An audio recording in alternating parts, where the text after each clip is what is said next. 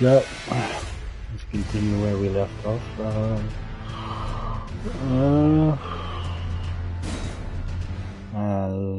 Yeah, it took me a while to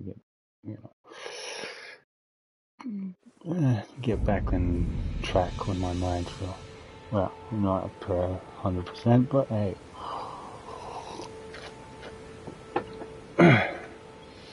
Right, so what we've done so far is we covered dungeons.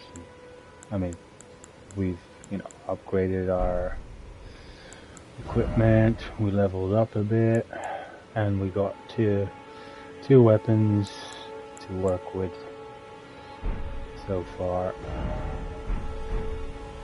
The next part of this is quite simply leveling them up. But since you did as a walkthrough after all, let's do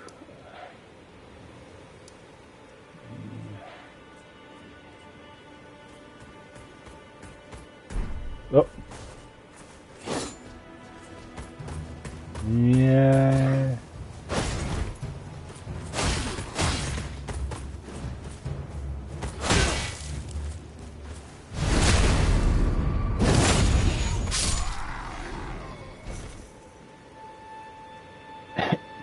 Right, yeah, let's go do some dungeons.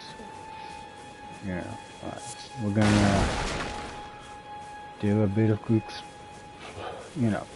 bit of dungeons, collecting some gear, accessories and whatnot. The easy stuff though. Alright, so we'll start with this one here. Alright.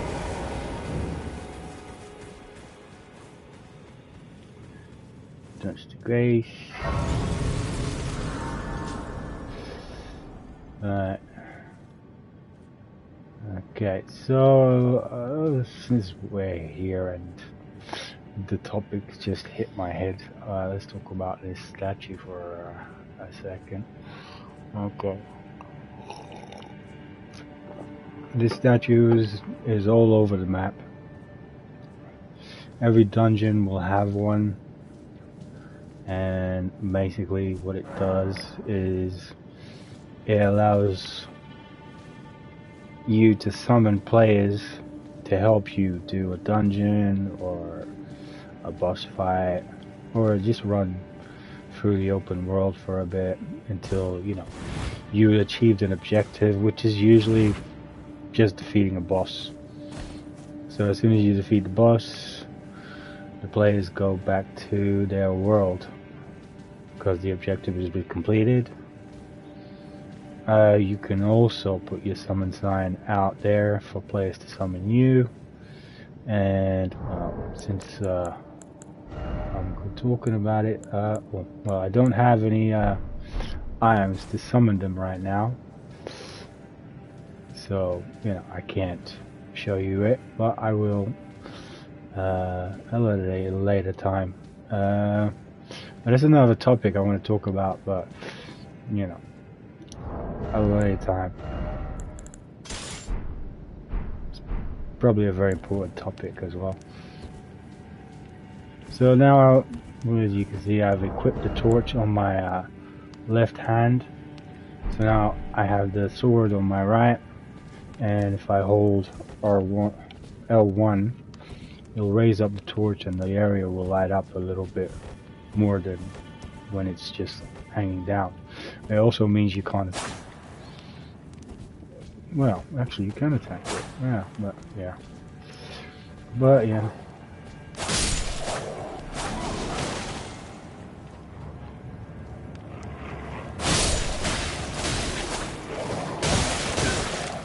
Whoop. Alright. I probably would have died if my HP was any lower than that, for that careless mistake there.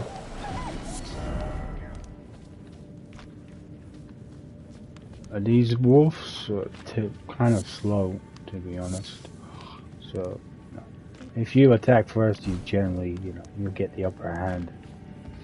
and take them out. But oh, one moment.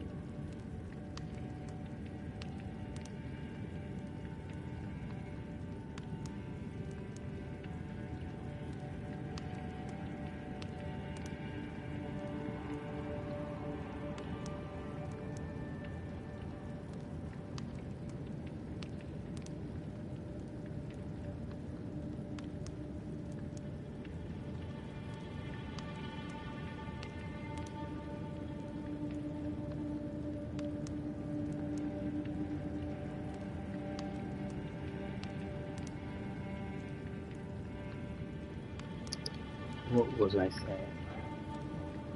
Right, yeah, what I'm saying about the wolves is if you leave them be, they'll give them time to actually react. I mean, not that you can't dodge if you want to, but you can just take them out in one hit. Why give them time to react? Alright.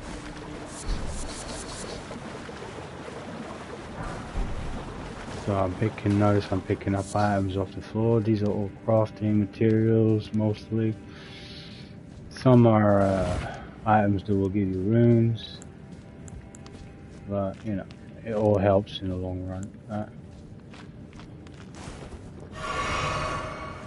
Right, so here we are on the first boss. First boss we're doing. Right. Look at this boss. Right.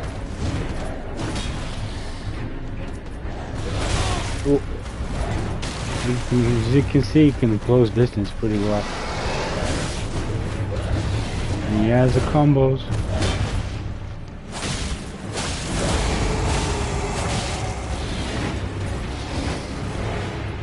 But we're properly equipped to deal with it.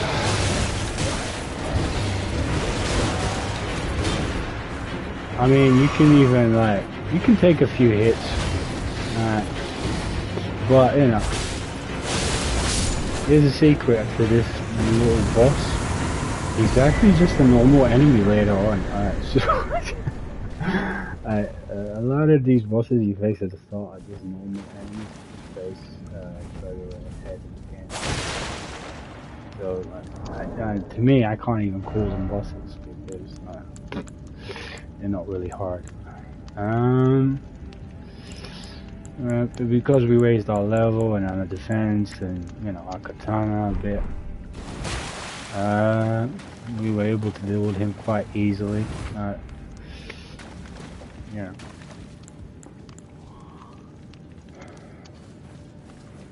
Obviously, unfortunately, my experience in the game is kind of like, I don't know if it's ruining it as a walkthrough, to be honest. I mean, I can't imagine a new player just being able to dodge every attack that monster boss just did, with ease. I mean, I did let myself get hit a fair bit there, but just because I can. And that's the whole point of this, it's because I can. I've done enough work that I can take, a few hits. Anyways, you can just go to this light and it will return you back to the start of the map.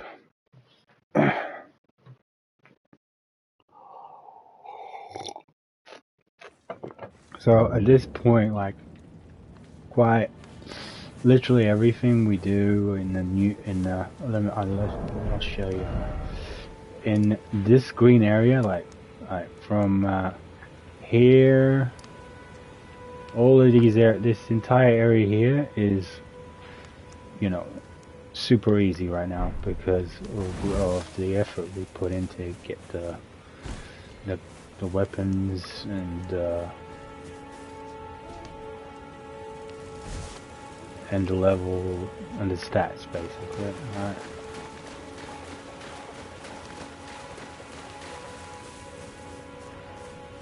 I mean, you could technically go to all the way to the final boss with this setup anyways, but we're talking about being pro level at this point at the game, so yeah, I wouldn't recommend trying it unless you want to torture yourself like a lot of players did online.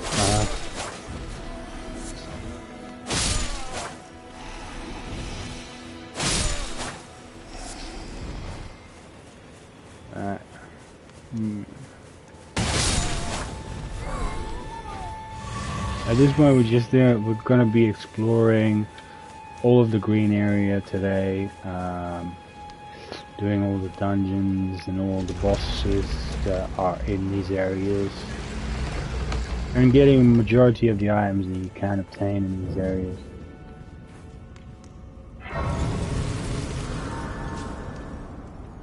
Again, grace. Alright, I guess you can talk to that thing. Nothing's gonna change. Be wary of what looks like an empty room, because it's not actually empty. There's a stone golem over there, and there's one right, probably around the corner. There it is. Alright, you see? It's waiting to ambush you. But don't just like run into a room like, like you have nothing to worry about, yeah? So what I do is I walk in, I dodge back, what?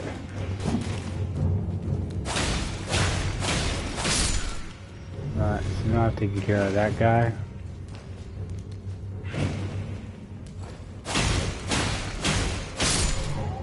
These guys fire projectiles at you. Also, they have the bleed effect in their attacks, so they, you really don't want to get hit by them a lot. But it can be a bit tricky sometimes. So it's better to take the initiative when dealing with them, rather than waiting to get well destroyed. Alright, this is a Glovered Wart. What this item does, it lets you upgrade your summons. Obviously you can't upgrade it right now because we need to do a quest to get the NPC, and we're back at this. We can activate these statues, but if you want. Right.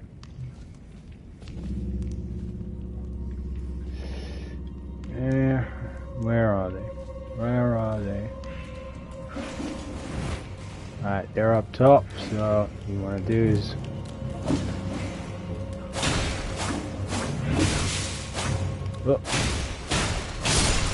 stay hidden. You can use the walls to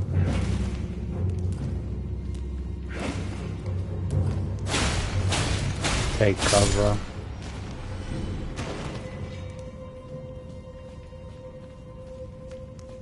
But you shouldn't rush through. Just take your time.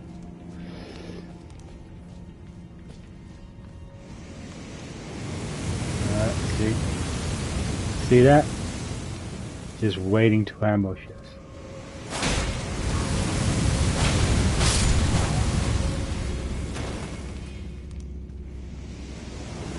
Alright, with this one, you just want to time it right. Obviously, so wait for it. Okay, and now. Oh, maybe not. Okay, that was too soon. Okay, now, yep. Run, and then wait here,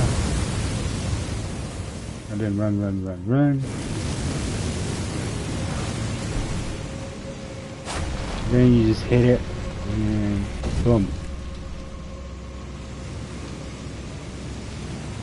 You can stand on it and like this, and it will take you up. But there's no point here. But some areas there is a point to it. Another method you can use to get the statues to go down is to fire a projectile at it. So, I mean, if you can get the aim right, like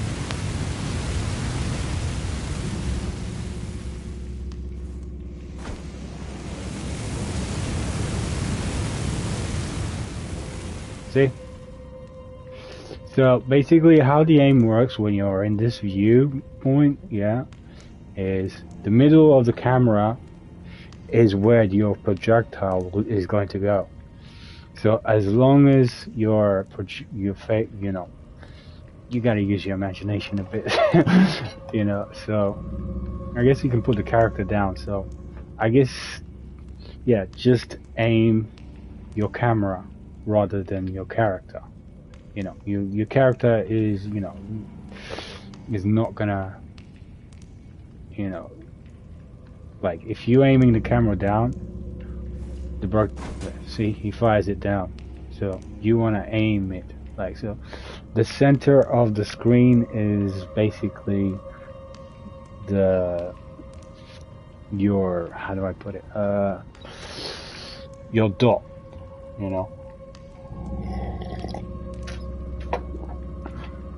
So as long as you got the camera facing in the direction you want the projectile to go, it will go in that direction.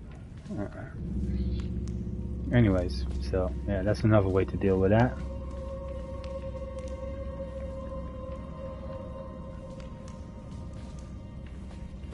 Alright, instead of just walking into a room, you can just stand at the edge and just look left, then look right. There's nothing in there. But then look up as well, because they are on the walls. See that? They're on the wall. So what I'm gonna do is I'm gonna hit one of them with a projectile. Now he's gonna come to me. Alright. Now there's more. Let's see. There's another one over there. And there's one on the other side as well. And there's one more up there. So the way the trap will works is if you pick up the item, which is the flower, those two items over there, one of them anyways, they'll activate and start attacking you. So what you do is you attack first instead of taking the item.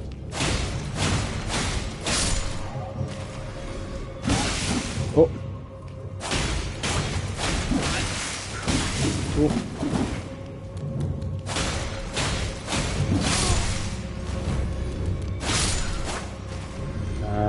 screwed up there a bit. I didn't expect the extra one there. I didn't see that one. See?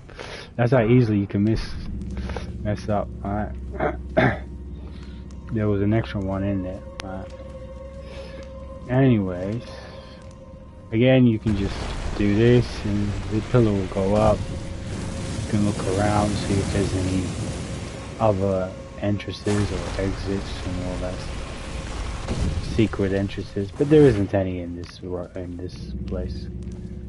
Alright, so you climb up the ladder right here, which is, you know, just press triangle once you get to the ladder. If you're playing on Xbox, it's, you know, what is it? No.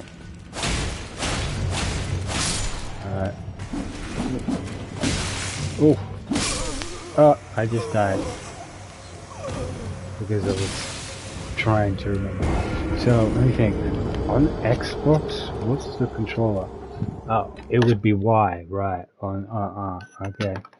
So yeah, on the Xbox it would be Y. Oh.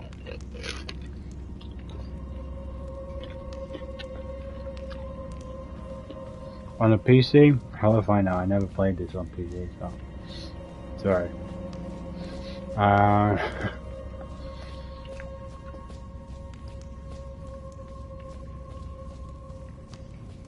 But I'm sure the PC version has its own instructions anyways. I mean, it's not much different. At this point, like, we're not even going to bother killing them. Because, like, you know, it's just going to be a hassle at this point.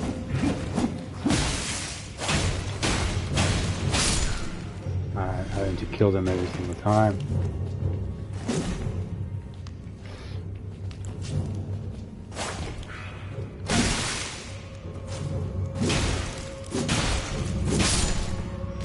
Notice the difference between the swings, how slow this thing swings, like, and you know, when you use this katana, it's almost instant, right? That's how important it is, the weapon you use, like, when you're in combat. If you don't notice that difference, you know, things are not gonna go well for you. Like, noticing that difference is the key to this game, right? And you can basically figure out what weapon is your best suited to you. You know, based on the style you want to play. Another thing to note is if you got a torch on your a torch or a shield that has a skill on your left hand,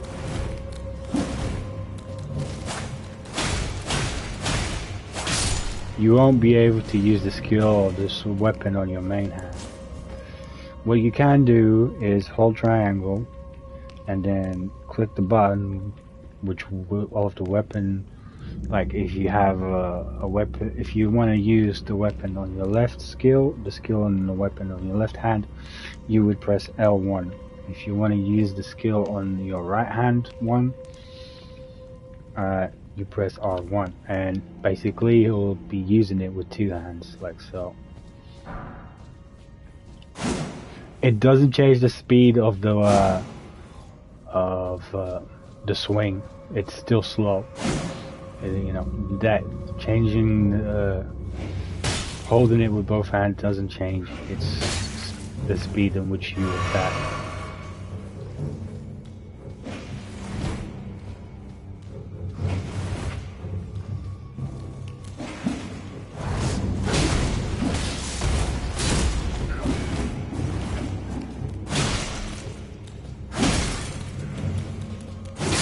Notice that I used up my stamina, so basically I was in danger zone right there. And now I can't even see because like I haven't got my torch out, so we don't want to use that method. So now we got light again. Yeah. Because we want to be able to see our enemies. If we can't see our enemies, how can we predict what they're gonna do? I'm gonna guess at it. In the meantime, the enemy is killing you. Alright, right. Yeah. Hey, go ahead and go and do that if you like. Alright. Alright, so you jump down here. And there's a lever here which will open the door we saw at the start of the map. But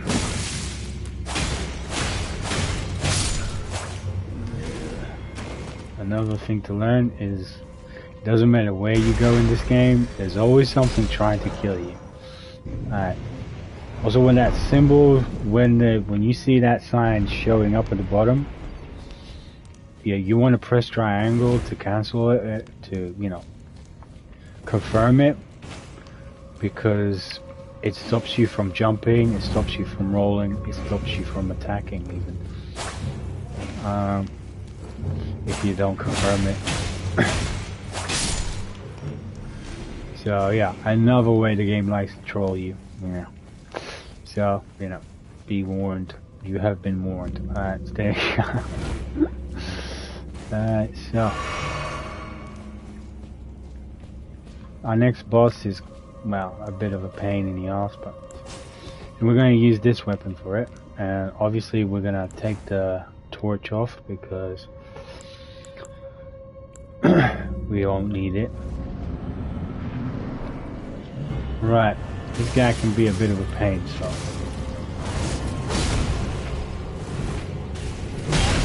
See what I mean?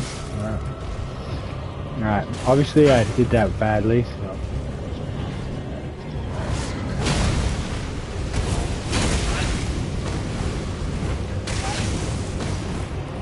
Again, badly.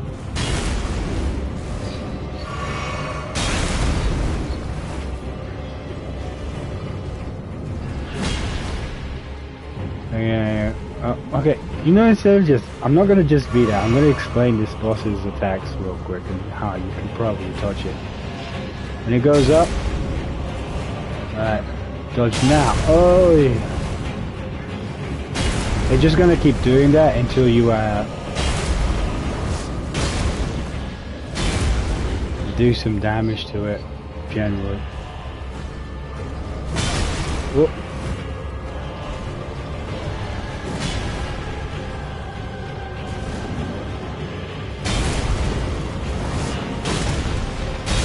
Oof.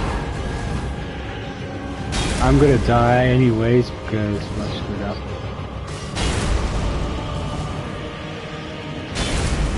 Yeah, you notice how when I'm dodging is basically when he just starts moving downwards. Alright.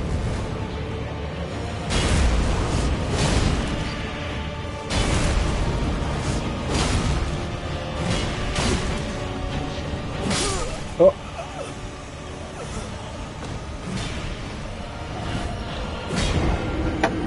Alright, basically the best the key to dodging these bosses as attacks is quite literally paying attention to their movements.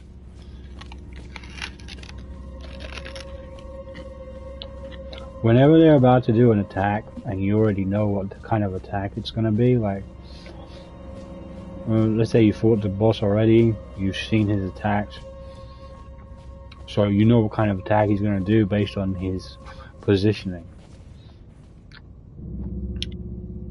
So all you gotta, like, his attack when he's like going up in the air and then stumps down on you.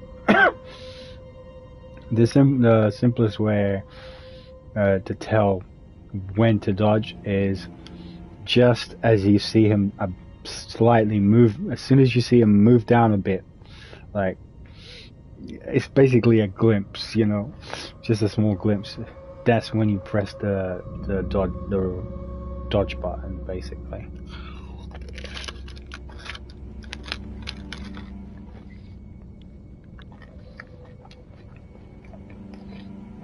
So yeah, you gotta keep a firm eye on your opponent. You know, by focusing on your enemy rather than.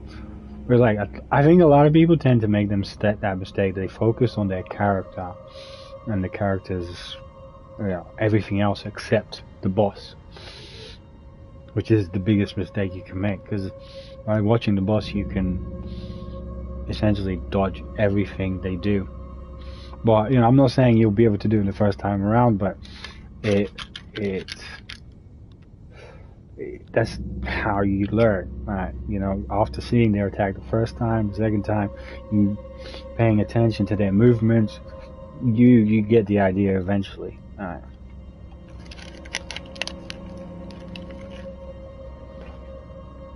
You know, you can't. Sorry, I'm eating.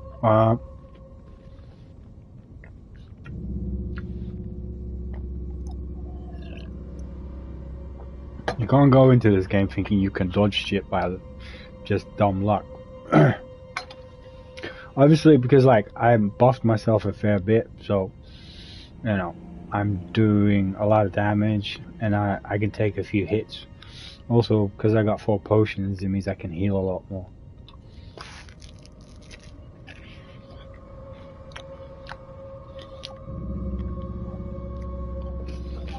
Alright, let's do this boss again. Alright. Right, this time I'm actually going to kill it. Alright.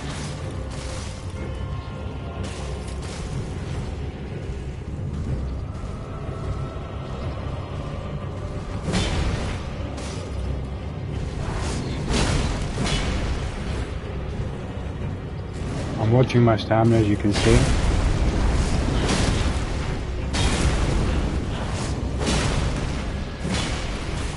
Alright, because of this weapon's like, you move your character back, it's actually a good way to dodge attacks.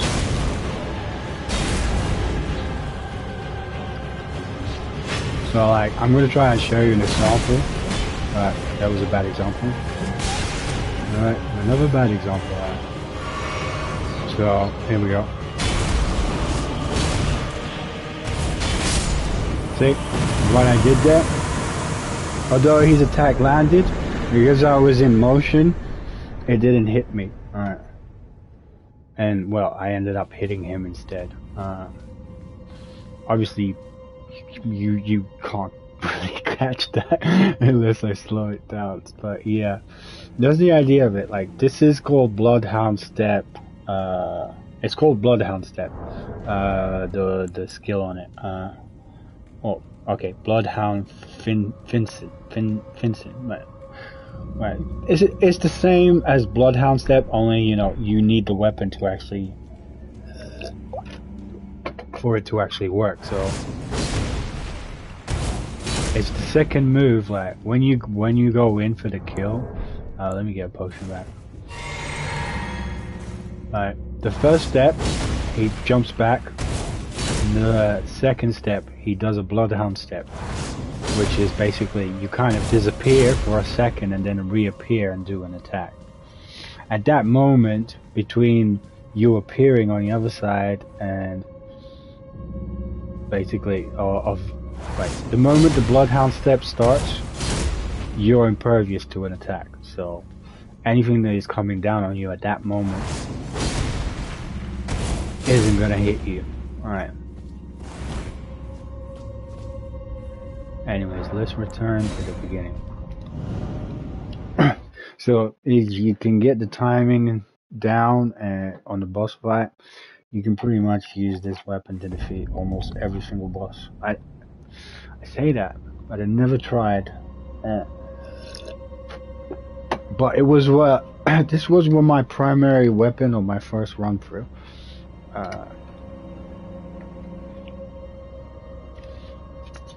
Because the reason for this is simply I didn't know about Bloodhound Step back then. I was just going around doing everything, collecting everything, and I wasn't really experimenting with any of it. I just wanted to get everything. Eventually, I reached the point where, I was satisfied that I got everything, and I started exploring, and then I ran into Bloodhound Step, right? And a lot of gear I didn't know I had. And I did all that just by doing what I'm doing now. Just, exploring.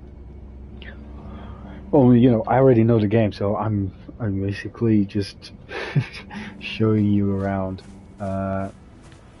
a good way to do it so you're not struggling. Hopefully. I mean, I can't say if this will work because, you know, I'd have to see a new player actually try it. And, but I feel like this is a good method and a good way to play this game so you're not struggling. So I'm just gonna go around basically exploring dungeons, collecting items. So we got some runes now. We want to buy some stuff. So the first thing I want to purchase is the crafting kit. Now I can craft. And you want to get these crafting recipes as well. Right. And because we're low on bolts, is it bolts? No, we need arrows. They're really cheap, so, you know, just buy a whole bunch of them. Because we do want to, you know, use range in this, so, you know, yeah. I don't really need anything else from him right now, so, yeah. So, you know, we buy some arrows. We can sell stuff as well, but, you know, we're not going to go into that yet. Glad you took my warning. You've made an Alright, so now you can go into crafting items, and here you got a bunch of stuff you can craft. Like, for example, if you want to be able to summon other players, this is the item you want to. So I'll just craft one right now. Alright, the material is really easy to get, and then you just craft as many as you want, and you can use it to summon other players instead of buying them. And then you can also craft arrows and bolts, you know, ammunition, and throwing items, so holy waters, pots, you know, and, you know, buffs as well. There's some buffs you can craft as well. I haven't got them here right now, but yeah, you can eventually. You have to collect recipes throughout the game. So we'll rest to recover my potions, HP and FP. So, you know, because we need a fair bit of runes to level up, we're not really worried about using them up. Right. Anyways, let's move on to our next location. Right. So.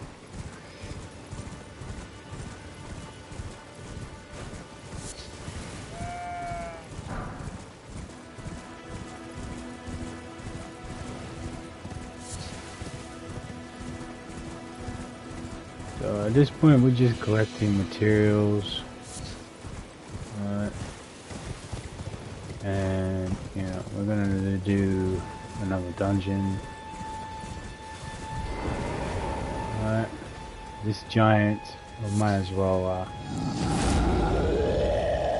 Alright. Again, they see,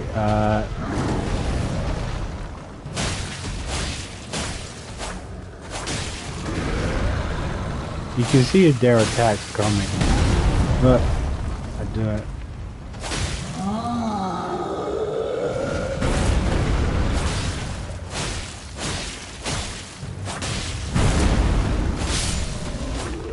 So, I mean, the giant's pretty easy to deal with. You know, he's no big deal.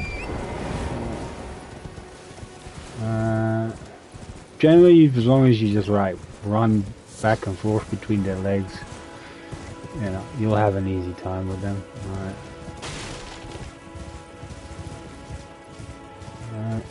Alright. Alright.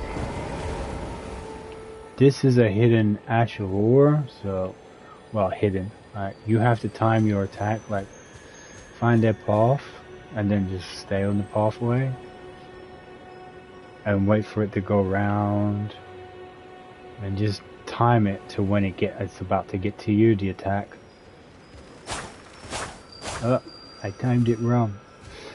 Yeah, it can be a bit tedious, but...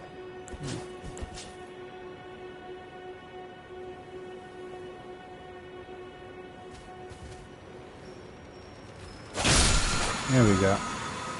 So now I just got an Ash of War, right? Which I'm not going to use, but you know, which makes it feel like I'm somewhat kind of pointless. But you know, this being a walkthrough and all, it doesn't. It feels like the right thing to do to show you where to get these items. Alright, again. Whoop.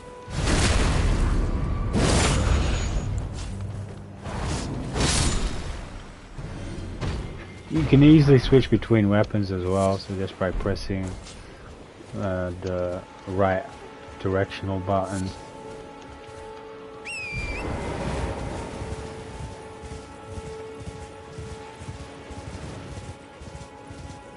And just, you know, go between the weapons, you know.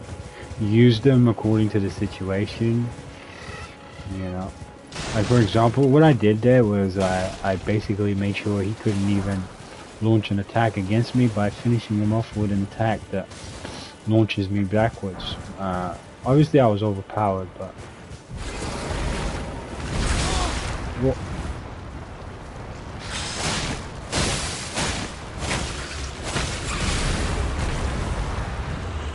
this thing's weak point is at the front, but it's also very weak to bleed, but you have to be careful with that.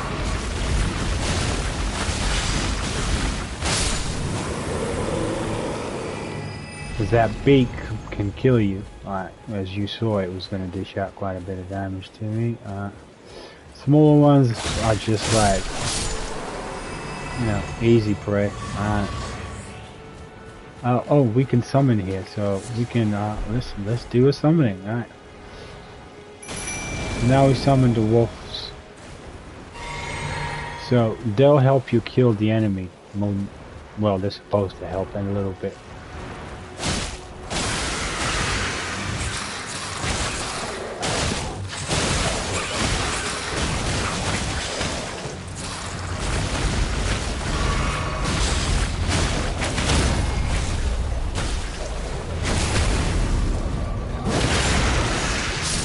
But attacking these things from the front is the best way to kill them.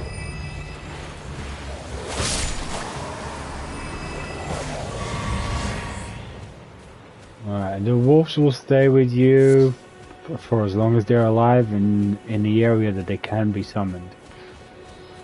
Or rather, the summoning. Any summoning. It's the same. They're all the same, basically. Like, if you summon them for a boss fight, they'll stay for the entire fight as long as they're alive. So now we're exiting the area, which the summoning is effective, and they'll just despawn. But you can summon them again.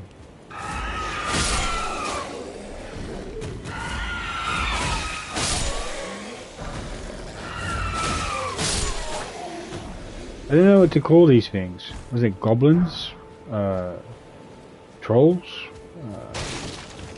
Trolls. Oh, these are trolls, yeah. They're super easy to kill. I don't think there's even a single troll in this entire game that isn't easy to kill.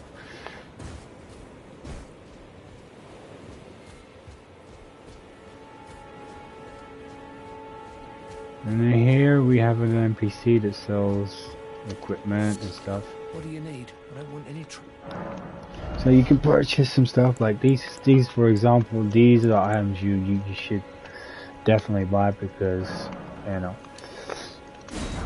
they'll remove your status. Like if you're poisoned or if you've been afflicted by rot or, well, sleep. Sleep isn't a thing. Alright, it's not a thing. Alright, we got some weapons and bows and some arrows as well. So, you know, just like, you know, even if you don't buy everything, once you like talk to these NPCs, you'll see them on the map, so you know where they are afterwards, so you know where to go to see them again. So you don't really need to memorize where they are because they'll show up on as a figure like this. Every time you meet an NPC for the first time, They'll pop on a map like this. So you can just look at your map to find out where they are. And if you know, if they're near a grace, just put in the what the on the mouse or whatever on a grace, highlighting the grace, and it will give you the name of what NPC is there.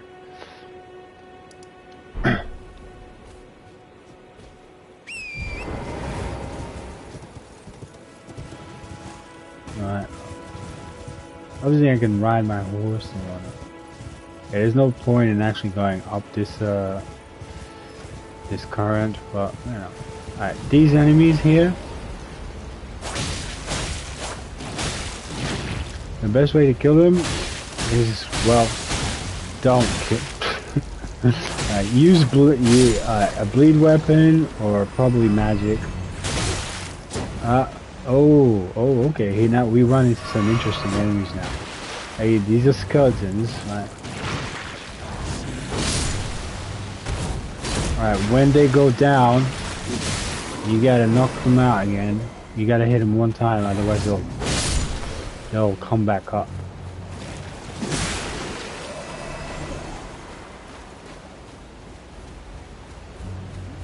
And then you'll have to kill them again, and you know that can be tedious.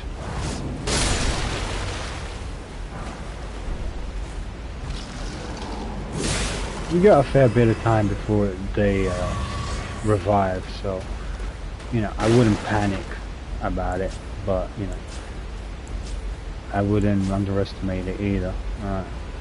So we just got one of those items that increases, like, this boosts the amount of runes we get for a certain amount of time, so that's a nice little item to obtain.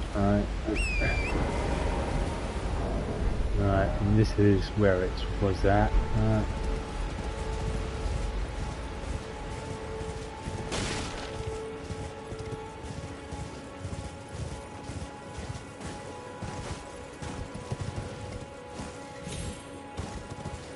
Alright, so we're going back this way. Alright, and there's a dungeon right here. Alright. So we want to get the torch out and get my long katana out, because we want fast attacks when we're in here, because we don't want the enemies to have a chance to actually hit us. We want to destroy them completely. Alright. I'll rest. Alright. Can activate the statue. There's no harm in activating the statue. Alright.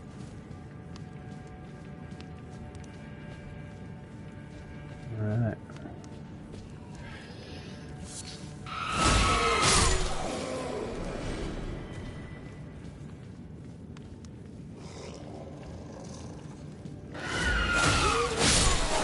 You should generally just follow the route of the dungeon gives you. If you take shortcuts, you'll tend to miss stuff that you could otherwise be nice to have. But, you know, then again, most dungeons, majority of dungeons don't have anything really worth getting. Alright.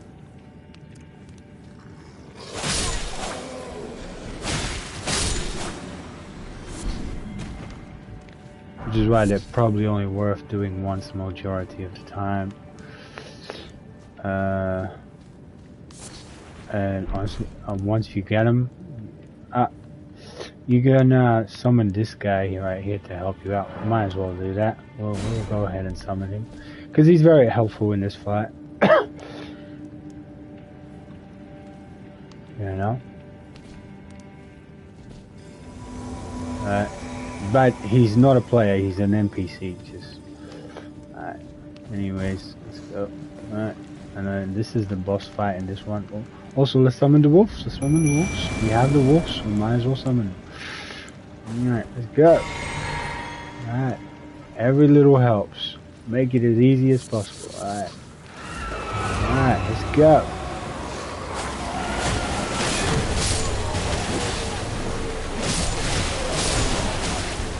This big guy here, that's the actual boss. There's two of them.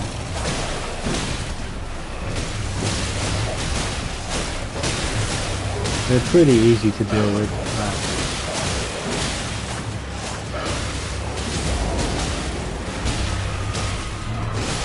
And the wolves are doing a great job. Look at them. I'm rolling out, so, so I won't get hit too much.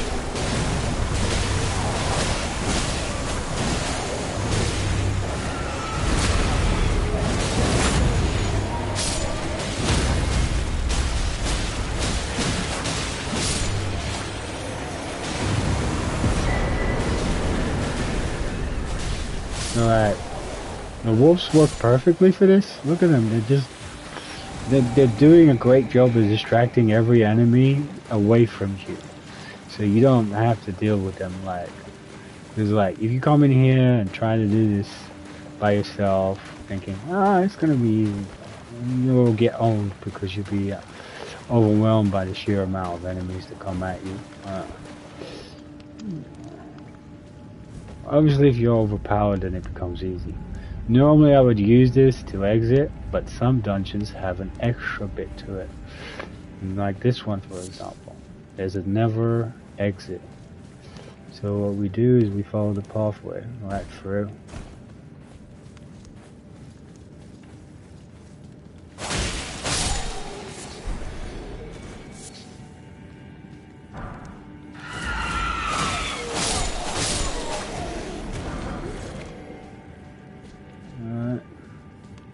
Some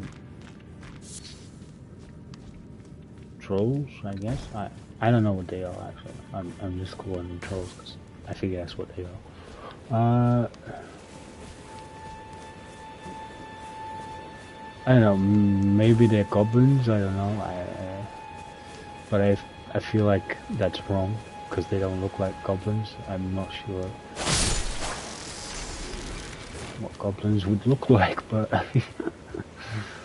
Well, I'm guessing that's not it.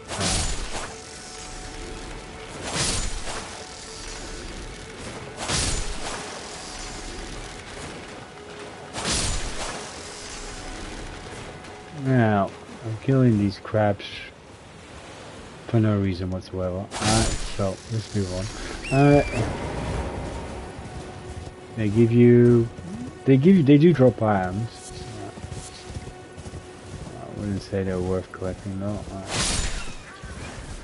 Now killing sheep, they're worth killing because you get bones which can be used to craft arrows if you're into using range attacks, and if that's how you want to go about it, being able to craft arrows is always a nice thing. So we're just exploring here, but I'm not dying. There's a point in it. Right. Yeah, here's a grace over here. And you go this way, and here you have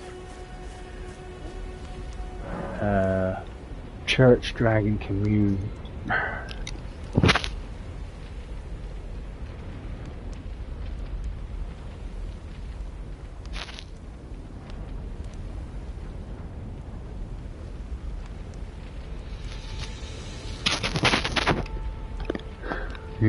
Here you can learn dragon incantations, but you have to kill dragons and collect their hearts in order to be able to trade them for these incantations. Incantations are like, this description, there's a word for it, magic, I guess. Yeah. Spells. Well, not spells. Yeah, well, yeah, magic. Alright. Or, yeah. That's probably the best word to describe what they are. It's Elden's Ring version of magic. Alright, climb up here. Because we can. Now there is something up here. There's a little Far to the east, a little chat bubble thing here, left by an NPC. It's part of a quest.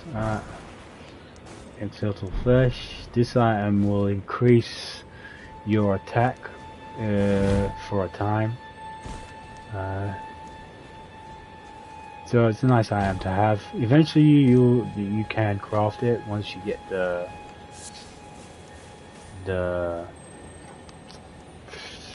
recipe. Also, if you can hear that sound, it's the sound of one of those little bugs. Normally you can hear them before you even see them. So they'll generally either give you a smithing stone, somber smithing stone, or an ash of war. Some of them will give you potions back. You know, instead of having to rest there or grace, you got the luxury of killing one of them, and if you're in need of potions at that time and you run into one, you can top up your potions by killing one of them.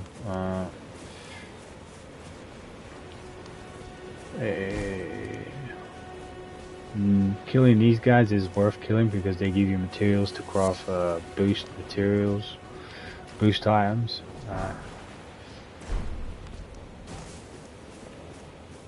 Also, you know, notice that like I'm basically just going around collecting materials and items. You know, that's because it's simple. So now we are done with this side. So what we're gonna do, we want to go back over here. So.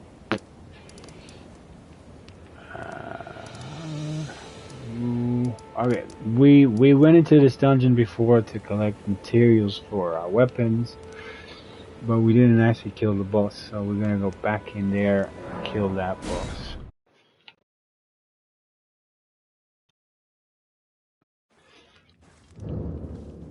So, yeah. Right. So now that I have this heavy weapon, the big guys are easy to deal with, these rock guys. Right,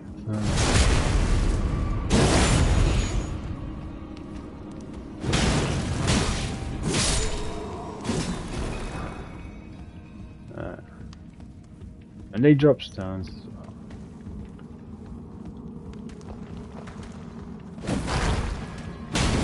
Oh, just forgot about that. Alright.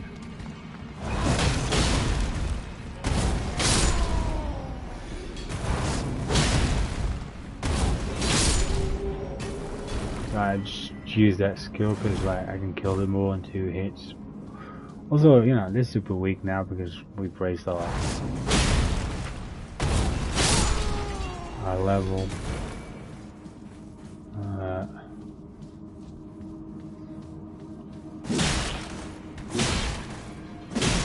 Also, you can just do that, you know, so you're not wasting your FP.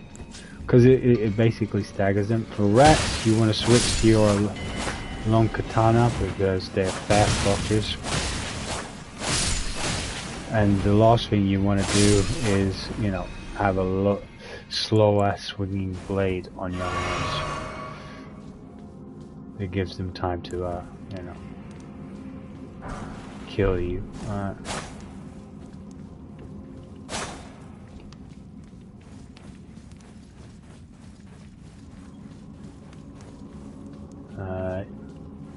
So now we're just going through. I mean, it's worth killing them mostly because like they generally drop smithing stones for you, so you know you want to upgrade your weapon. You can. It's a quicker process. You know.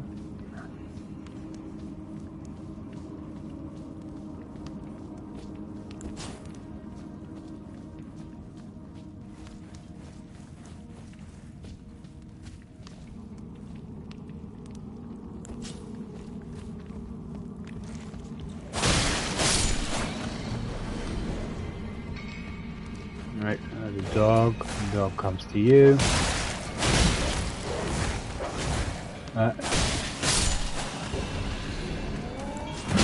Ooh.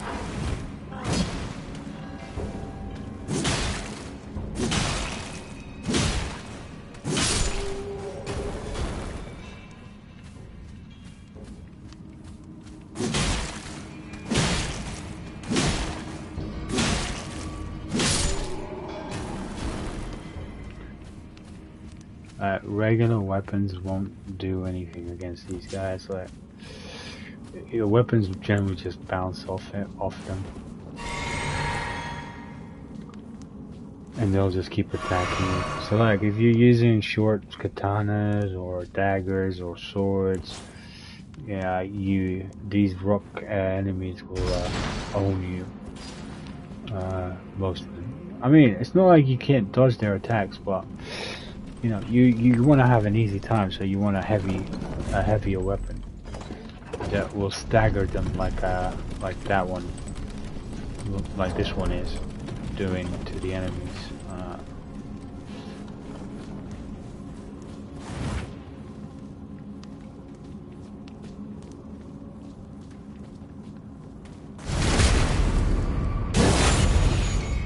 Obviously, right now it's like it's not that strong. Otherwise, it would have killed them already. But you know, and also look, I just got a pickaxe. You know, this is how you get items without even trying.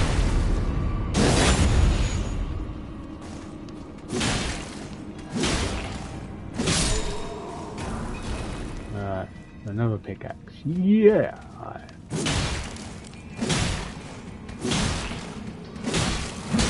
Whoa. Whoa. Alright.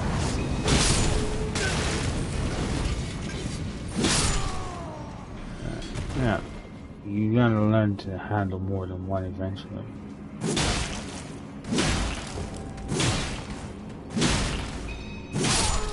Because it's not always gonna be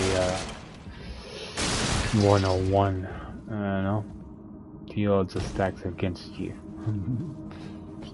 They're going to be stacked against you.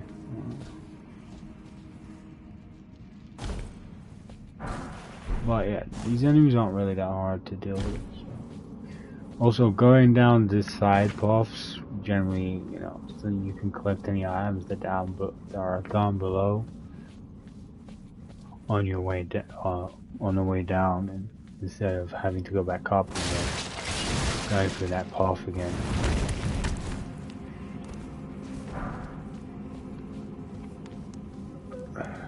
And then climbing back down just to obtain the items. Right. Yeah. Alright, we can actually see the boss from out here. It's a giant. Alright. We're very little on potions. But we got a weapon to work with. Also, we can use our summoning.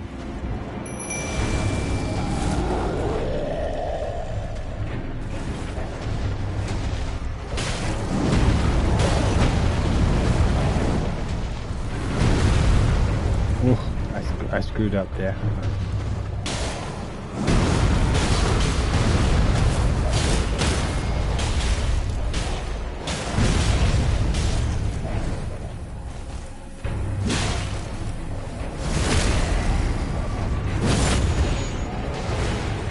Also, this sword tends to be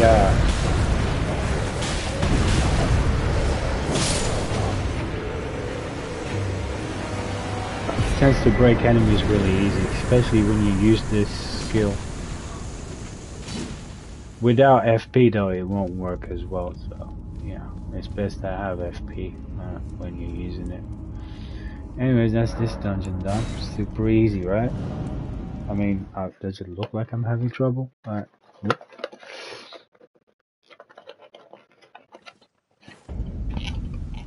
One moment, I'm just gonna eat my burger real quick. Alright, I'm gonna go ahead and mute the mic. Mic is back.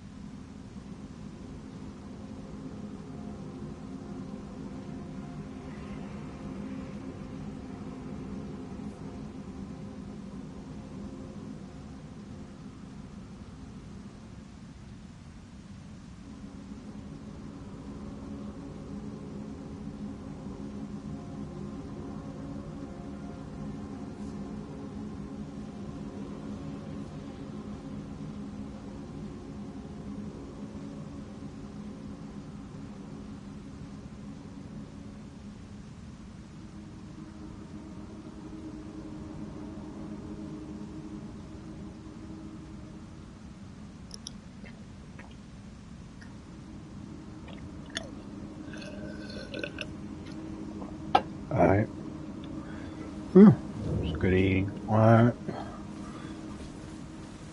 Now we're like, we're low on potions, we have no FP, so we want to go to a grace where it's safe, so we go up here and rest. I mean, you could go back down to the lift and, you know, rest down at the bottom of the lift, but when you can just teleport to one, you might as well do so. Right, next location, let's see. We're gonna go back here. Right. We don't remember where we killed the samurai to get that katana. Right.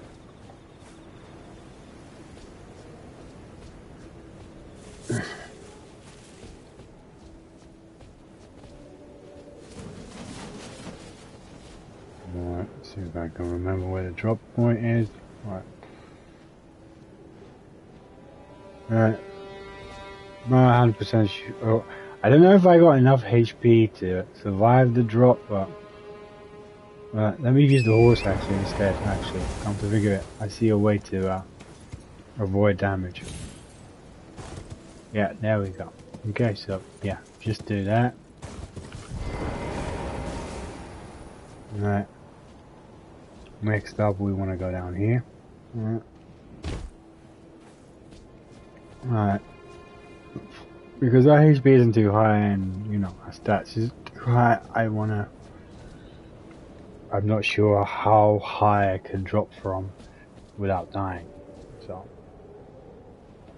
I have to, Alright, so let's, jump over here.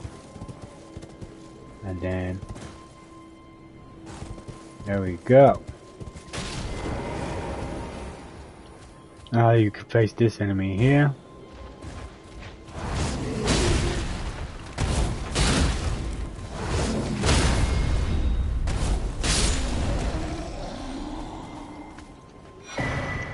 And then obtain his Ash of War.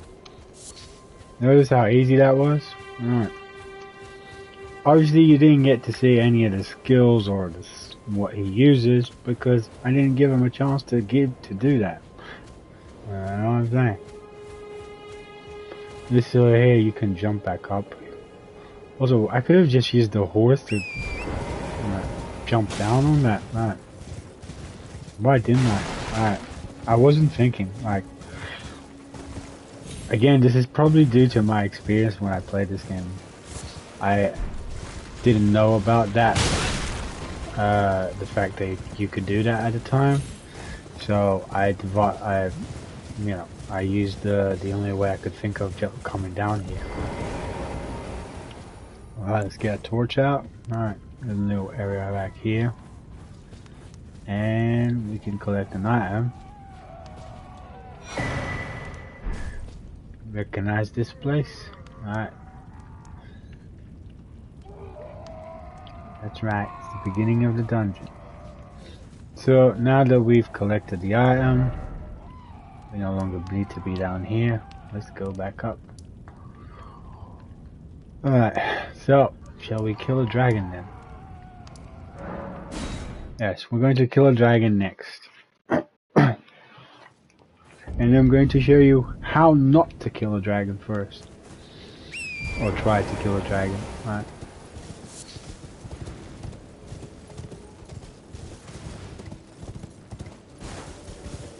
Alright, I need a quick breather here, so, alright.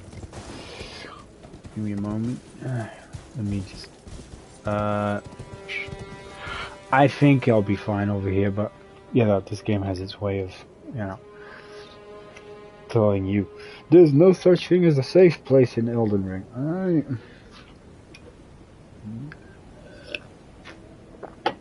Right, I shall return in a bit.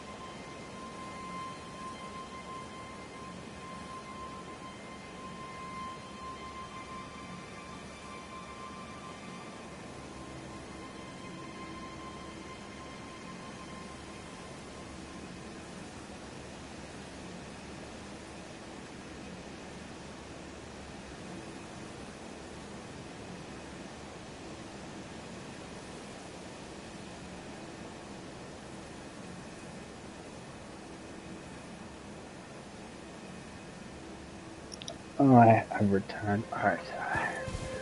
So, the next part is we're going to face the dragon. Alright. Alright. Spoiler alert. Alright. Hold on. I'm going the wrong way. Alright.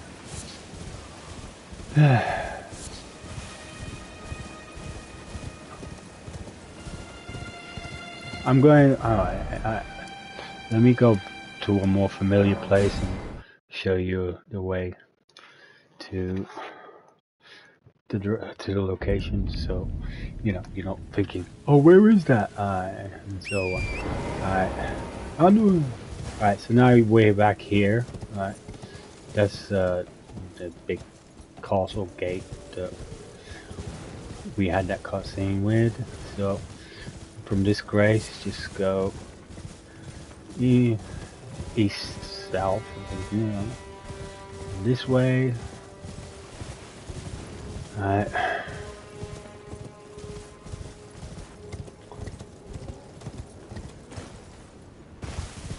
Right. See those group of followers over there? Look curious, aren't we? Alright. And here comes the dragon. Alright.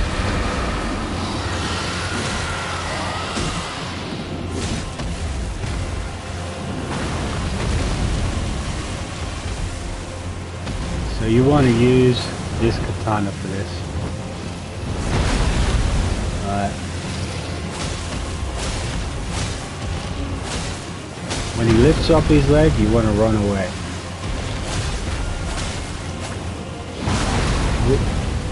I mean, the horse could take a few hits, but you know.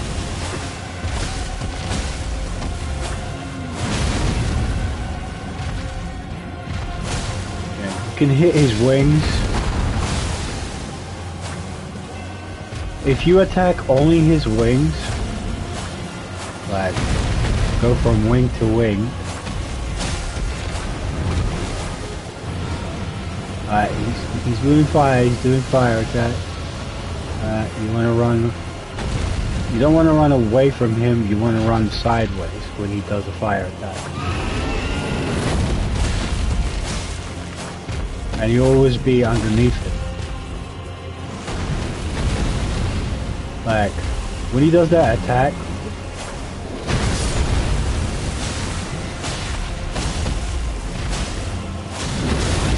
whoop.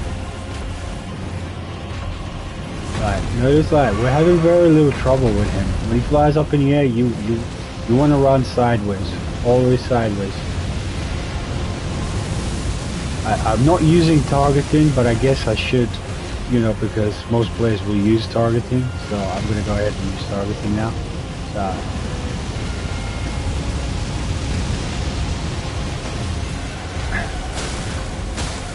Move away. You can just like attack his wing.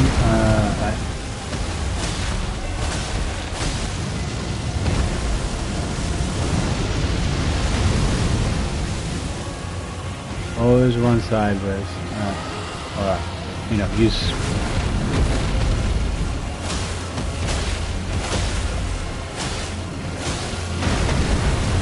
Because this katana has such a like a lot.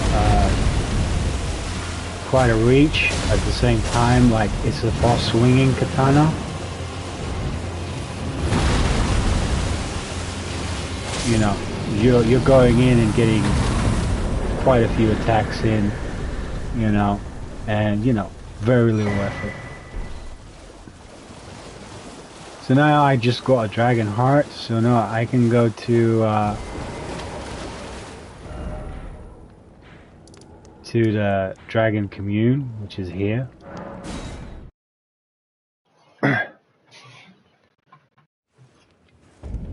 Alright, and I can trade it in for an incantation of the dragon.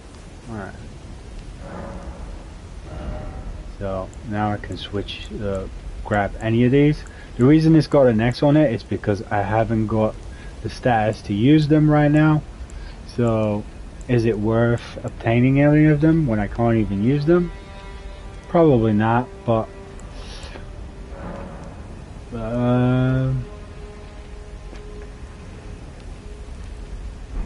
But you know, you can take them, you can grab them anyways if you want, just to get them. Well, I'm not gonna do that just yet because you know, I'll wait until I collect more hearts and then I'll I can get all of them.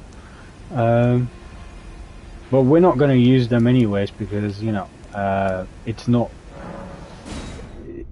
These dragon spells are not really ideal for fighting bosses, to be honest. Like,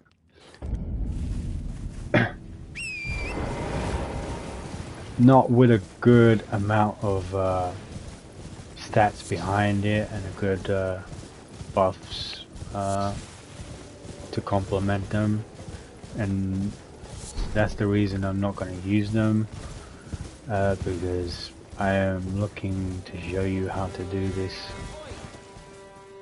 as the easy way as possible. That guy's really annoying me.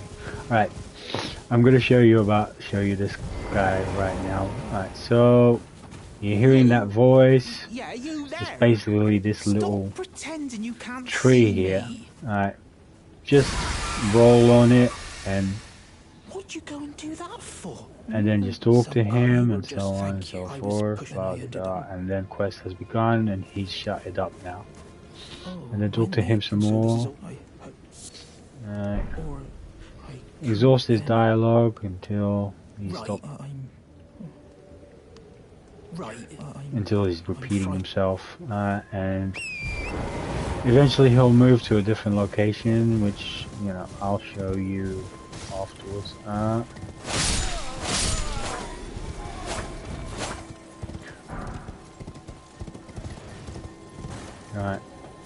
Right, that is what's called a night boss. The guy on the horse, that's a night boss. Alright.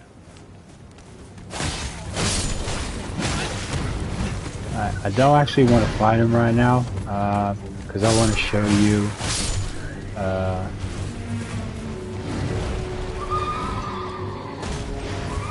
so we're just gonna run away now. Oof. Assuming we don't die trying. Right. How to spawn a night boss. Obviously, yeah. The name itself should give you the hint. So, right, let's rest this grace. So, at a grace, you can change from day to night by going into past time. So, until morning, so the day will turn into morning. So we're gonna go back to the location where that boss was, right? Just to show you that he's not there anymore, because it's morning.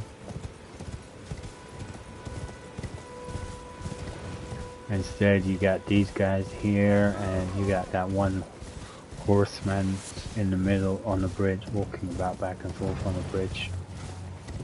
This guy is just a normal enemy. He's not some kind of boss.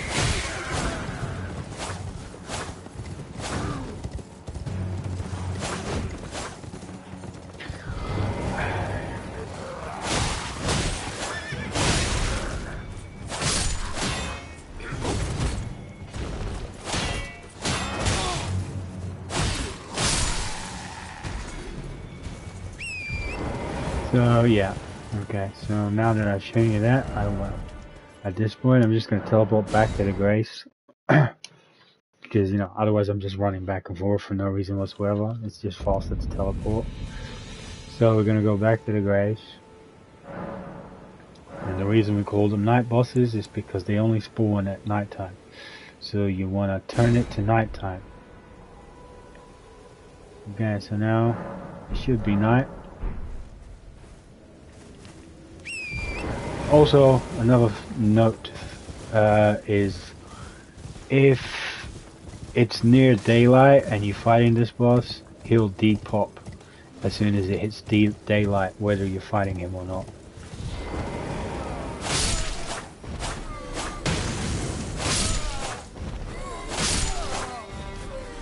Now, I don't recommend fighting on a horse because that tends to go badly most of the time. Because if you get knocked off the horse, actually, I think I'll show you. Let me show you what happens when you get knocked off the horse. I'm gonna let him hit me, or hit the horse. There we go.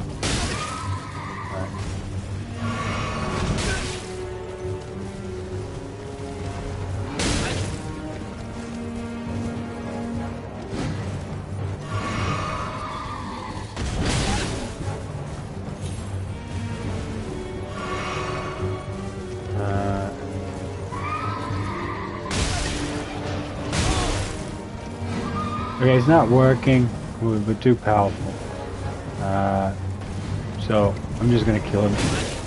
Alright. Or not. He managed to kill me first.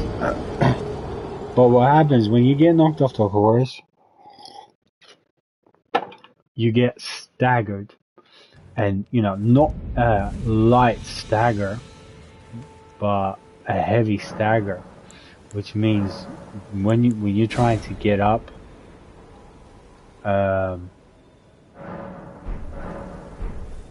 it will be so slow that the enemy will just come and kill you. So fighting on a horse has that major setback. Also, this guy's constantly going back and forth, so it's not ideal. Yeah, good way to fight him. I mean, you could, if you're a mage, you could probably use magic, but even still, he's moving around a lot, which makes it hard to actually hit him.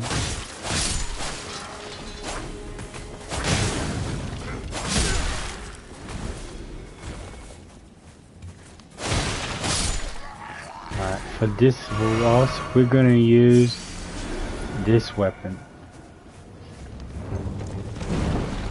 Oh! I keep forgetting to remove the torch. Alright.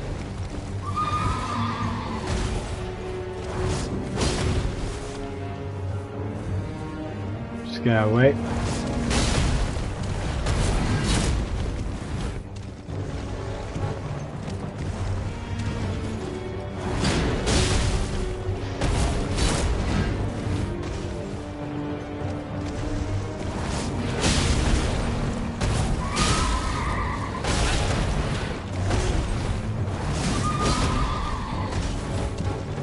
Oh, we run out of FP.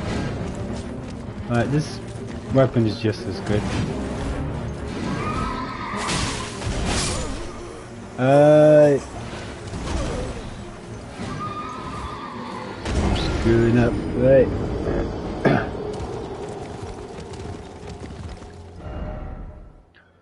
You can choose to start from a Marika statue, which, if it gives you the option, it's usually closer.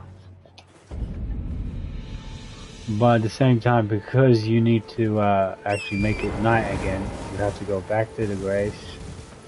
So it's better just to teleport back to the Grace. But if you're looking to, what's the word? You know, respawn at a closer location, you want to use the statue as an option. The only thing is, there's one statue in particular in the game where it's in an awkward location. So when you die and you use that as an option, it will take you further away from your location. And I can't remember which statue it is.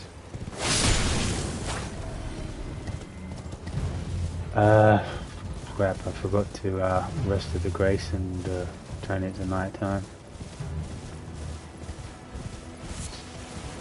Right, as well, rest of the Grace.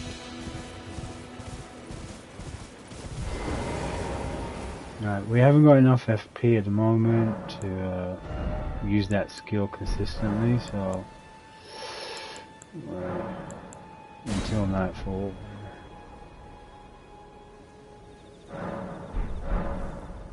Alright, let's go kill that boss.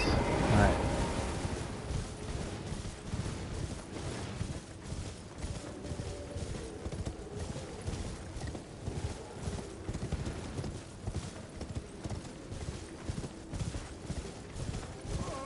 So yeah, you want to make it easy for yourself, so you definitely want to kill these guys.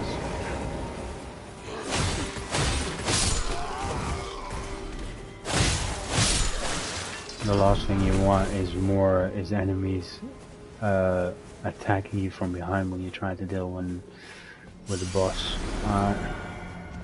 Right.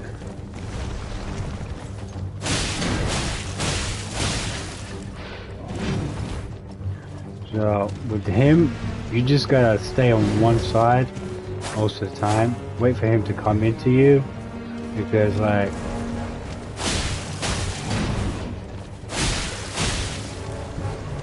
his attacks are like really, I don't know, wide.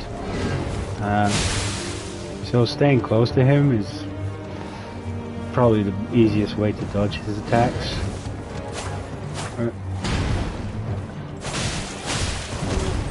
As you can see, I'm constantly dodging to my right, which is, you know, the side where his weapon is not. Right.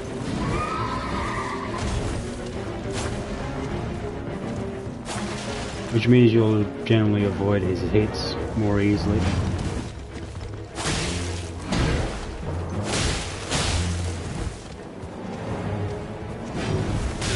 Ooh, that one, when he drags the weapon on the ground, you want to like roll into it.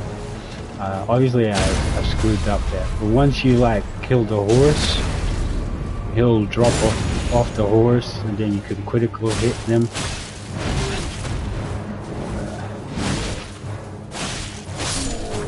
And then, you know, it does that huge amount of damage, and then you just finish him off.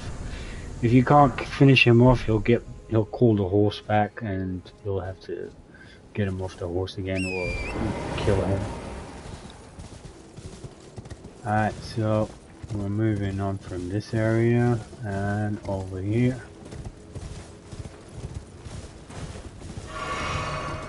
Alright. They're dragging this thing, right? Alright. What you want to do is ignore everything else. You actually have to, I forgot, you actually have to stop them.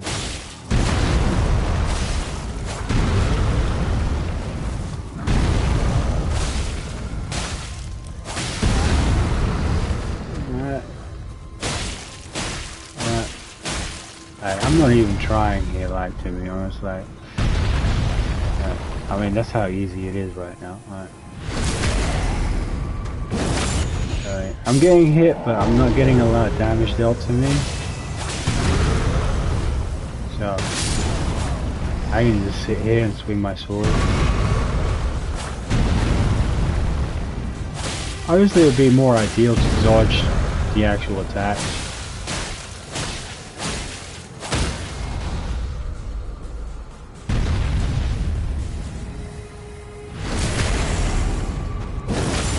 But, you know, if you don't have to, why bother, you know what I'm saying? Alright.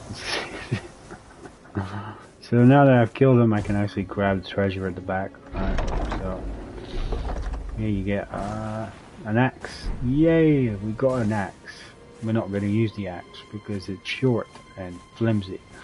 Alright.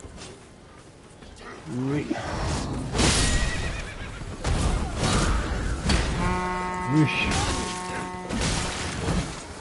Remember what I said about aggroing multiple enemies at the same time? Yeah. This is what happens. Alright.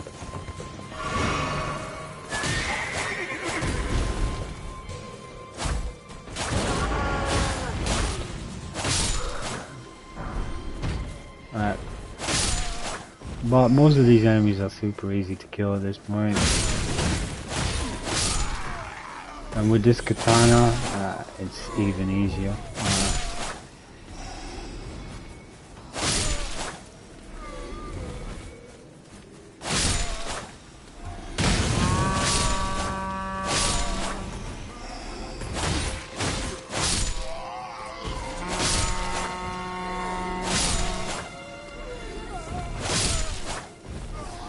Look at all those items they dropped.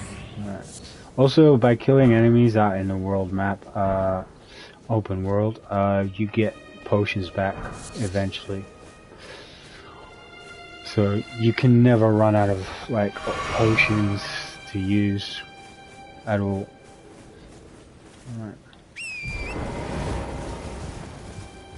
Alright.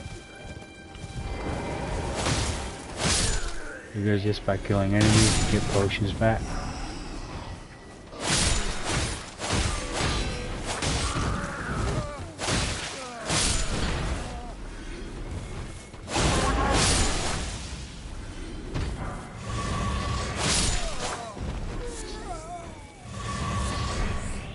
Alright. So now we're gonna go over here. There's a little boss in this direction, so you got these flowers, like this is poison, by the way, so it can be pretty dangerous if we were weaker.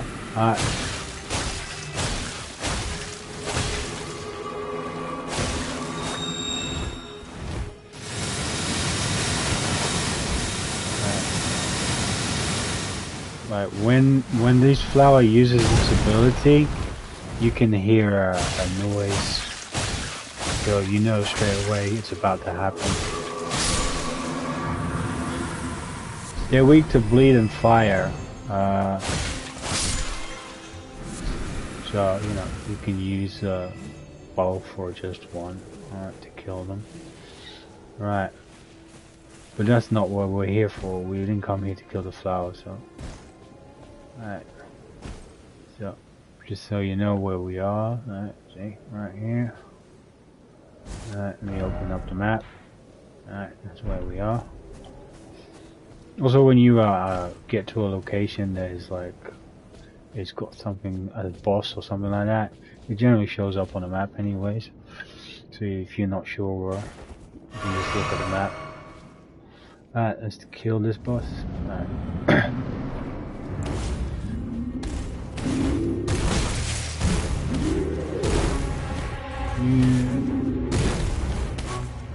Like this guy, the helmet is like, you don't want to try and hit it when his head is down, because the helmet will protect him.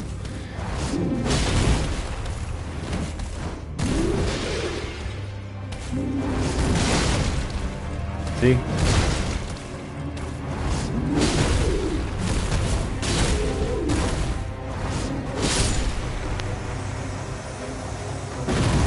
Also because we're overpowered, it's super easy, so it's fine. You know what I'm saying? Simple is always best. Alright. So now we got another NPC. She sells us sorcery. Or teaches. I still want to learn, Sensei. Alright, so you can study sorcery from her. Also, she's got her own quest line.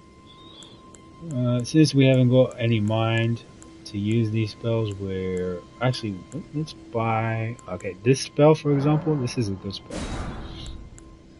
And this one as well. These are the ones you want. The rest of them are trash. Okay, you don't even want to touch the rest of them. Alright. Not yet anyways. I mean, you can use them, get by them.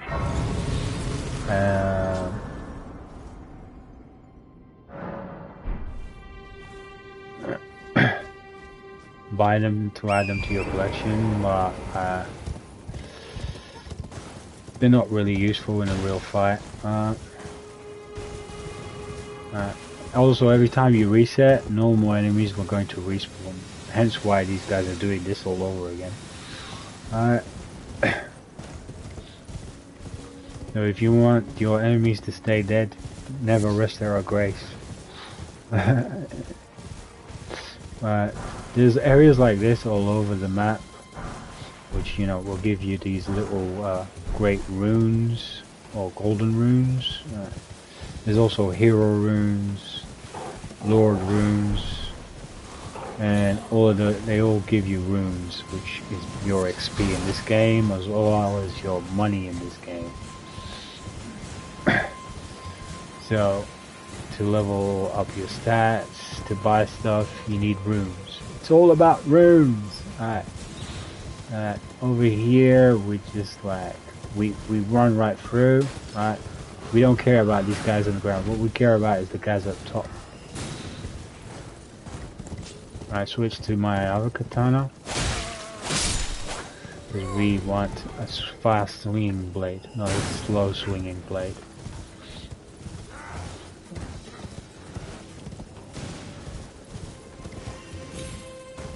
Alright. So just moving to the sides will enable you to dodge most projectiles, like I said. Just move sideways. Alright. Whoa.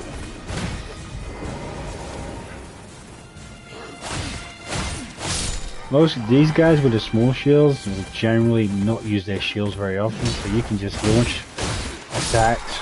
Because like your katana is going to swing faster than their attacks are going to hit you.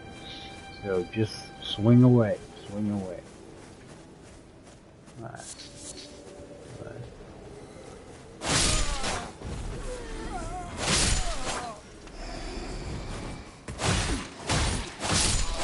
They always go for the attack and not use the shield.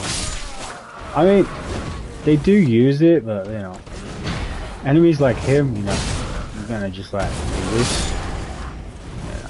Bigger enemies, you know, you switch to a bigger weapon, because like it will stagger them easier. I mean, until like I don't know, until you've reached a certain amount of power, then this katana will stagger a majority of most enemies. But until then, it's like just use this because like it's super easy. See what I mean? Alright. Zero effort. Alright. Alright, I just collected another weapon and a scroll that I'm gonna give to the lady that, you know, teaches you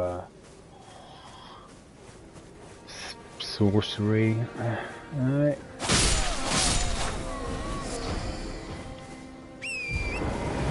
Alright, so we can just teleport back to her, so let's do that. Alright.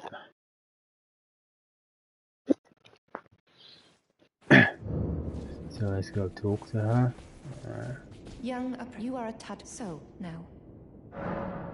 Give her the scroll. Is that very well? I'll be sure to never lose that. Alright, so now you can buy this. This is actually pretty nice. This is a useful spell. Once again, we still can't use any intense, you know, spells because we haven't got the stats for it. But you can, once again, you can buy the spells just so you have them. So,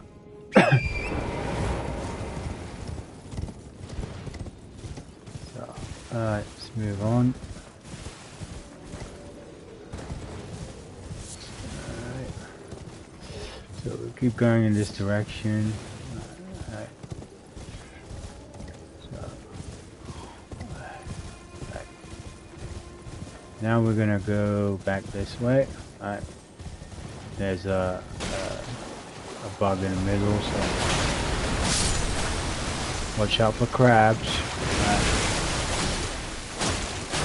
With the crabs, you kind of like just want to stay underneath them, right? And like when they're about to do an attack, just roll underneath them. That tends to do the trick most of the time. Oh. Luckily we powered up, didn't it? But yeah, don't hesitate to attack, because hesitation leads to downfall, as you can see. I mean, in the open world, like, you don't really have to worry too much about dying, because you can always go back to that location and get your runes back. And if you survive a hit, Alright, alright. Like I said, simple. Alright. So I didn't dodge. Alright, no big deal. I still won the battle. Alright. Now we're back here. This is where we fought the dragon. Alright. These eggs are dangerous, so you know. We're gonna do this. They're gonna throw those. You do not want to get into this kind of type of poison because it actually does damage to you as you walk through it, as you just saw. So, yeah. You want to kill these eggs like as fast as possible, but be patient because otherwise you're just gonna be irritated because you did something you really shouldn't have.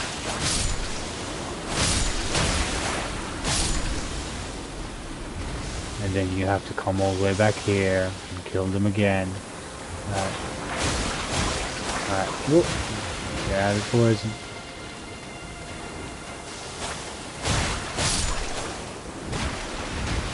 Oh dear, I got poisoned. Alright.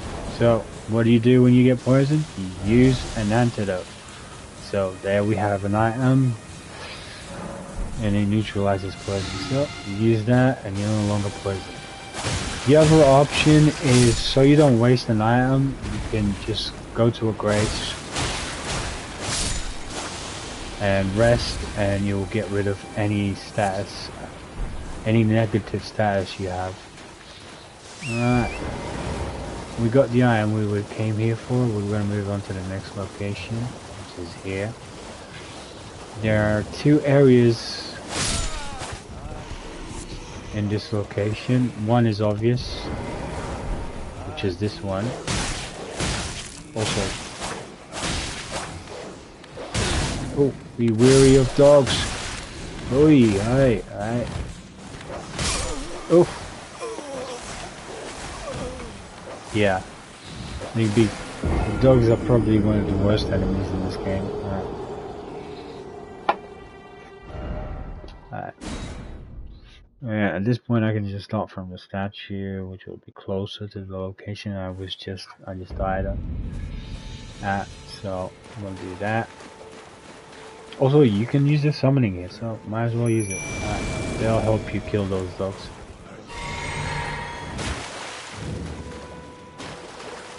Yeah.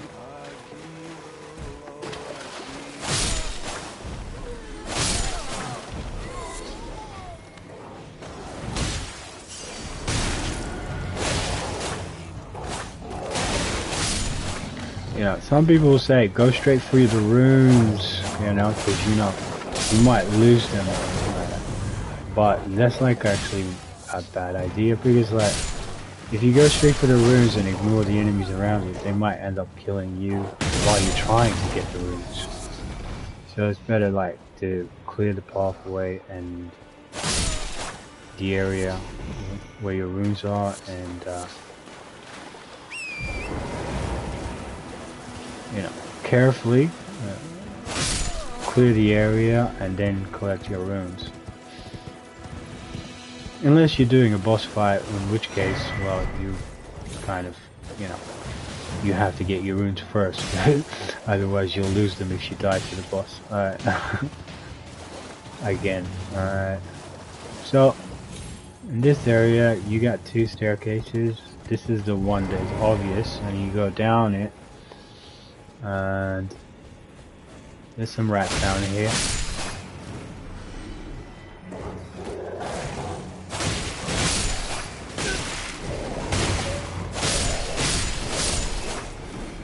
But because you got the long ass katana, you know, it's easy peasy killings.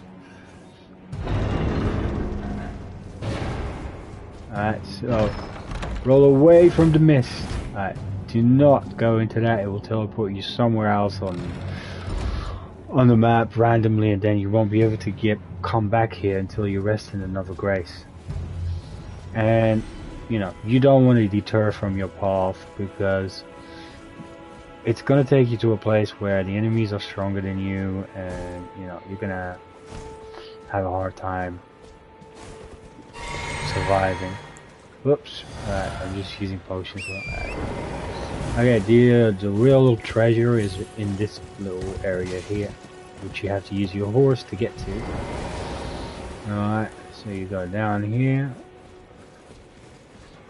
because you have to jump into it, alright, and then down here, and voila.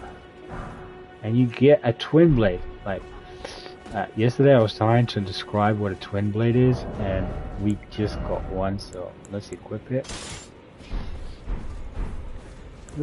And this is what a twin blade looks like. Yep. You can use one-handedly or two-handedly. Yeah. They're quite fun to use, actually. Yeah.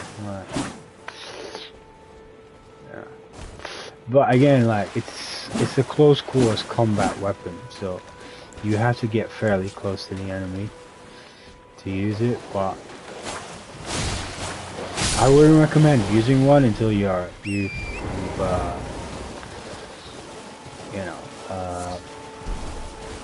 gotten a good amount of experience playing the game.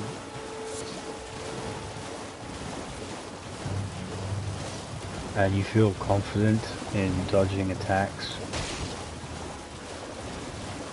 because you're gonna have to, like, if you're gonna be using that, right? Yeah. And also timing how many attacks you do before you dodge. Alright, some skeletons are gonna drop here, but we don't care about them. We're moving forward. So we're going through here.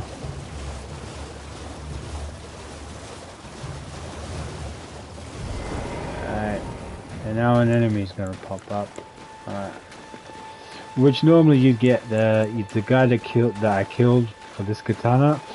He'd normally help you out here, but because I killed him, he's not gonna help me out here. Also, I'm gonna be using this one.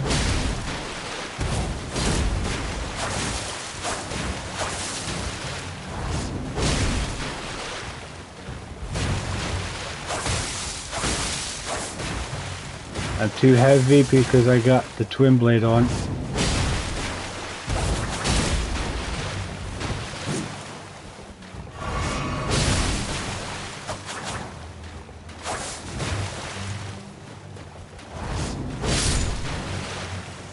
Alright, so do yourselves a favor and don't do the same thing I just did. Make sure you're not overweight. Alright, here we go. This is a good weapon as well. And we can use it already because we already got the stats for it.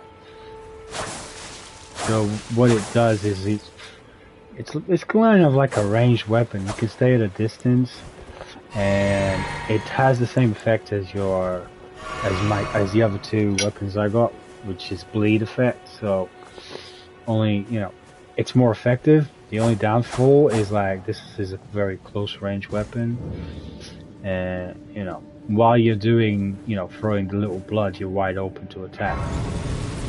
So it's not one of those super easy weapons that you can, throw about and say that you can use it easily. Alright, so I'm light because, again, it's about timing.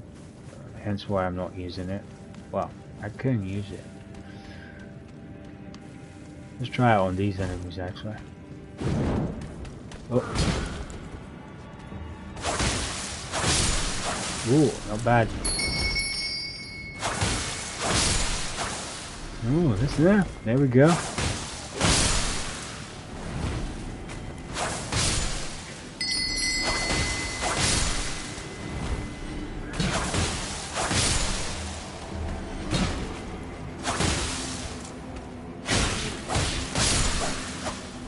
You can see it's got a faster swing than my katana, which is pretty cool.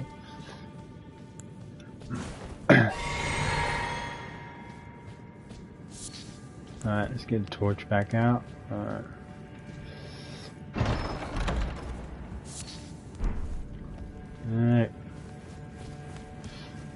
So it's a pretty nifty, it's a pretty good weapon.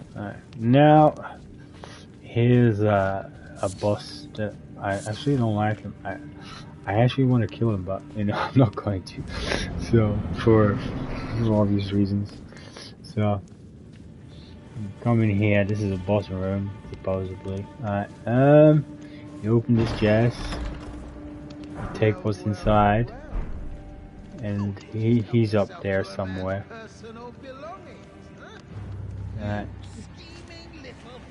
Come here, bastard. Demand repentance. Cough up your coin. All of it.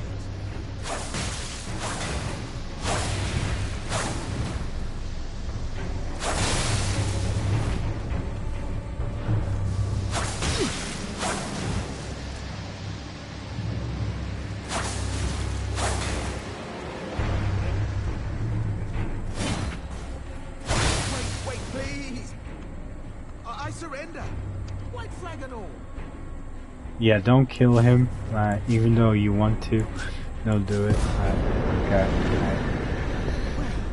Finally come round, have you? I knew you would. You're a man of reason. True and true.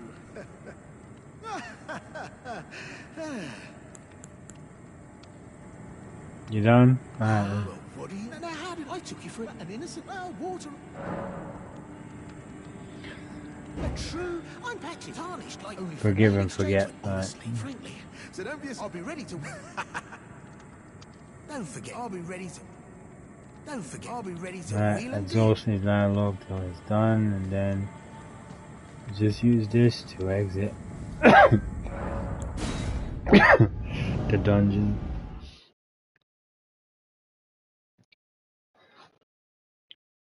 Alright. And then, go back in again. Alright. Well, you can rest in the grace. Alright.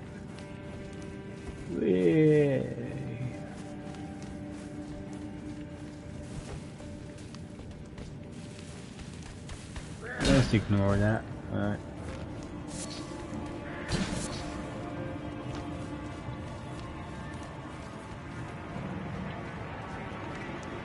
Once you're inside, talk to him,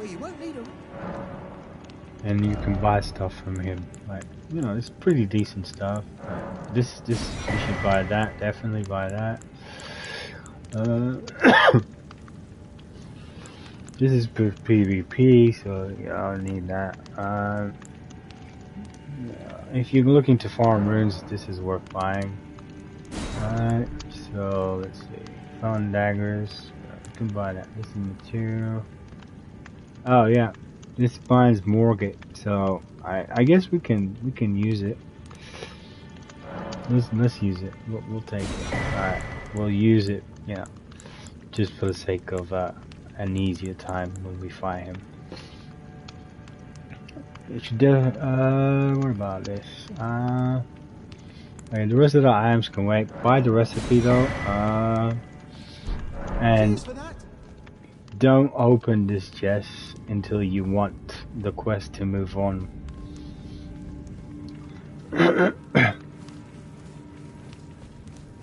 Right, so we're done with that, so let's get out of this dungeon. Teleport back to the exit.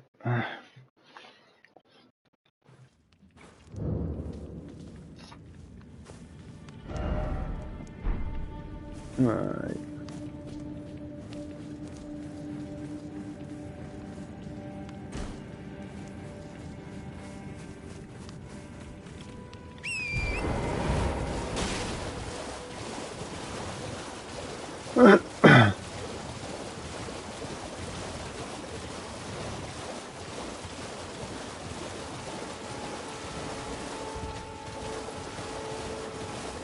There's no, you don't need to kill these things. Just come here, pick up the items that you see, keep moving forward, don't use the current, keep moving, and you'll come to another dungeon. Alright, let's do this dungeon.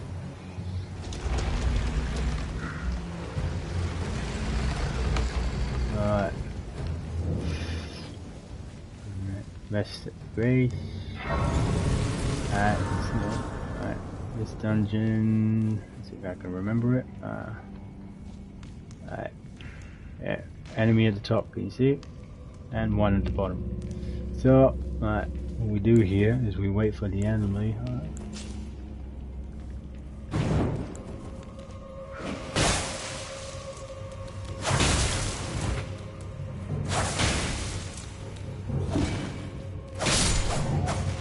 I mean, we can, you know.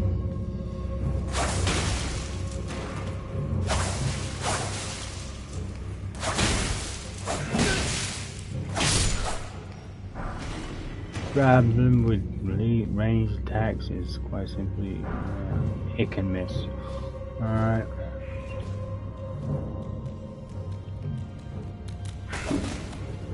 Also, make sure you're using a headset.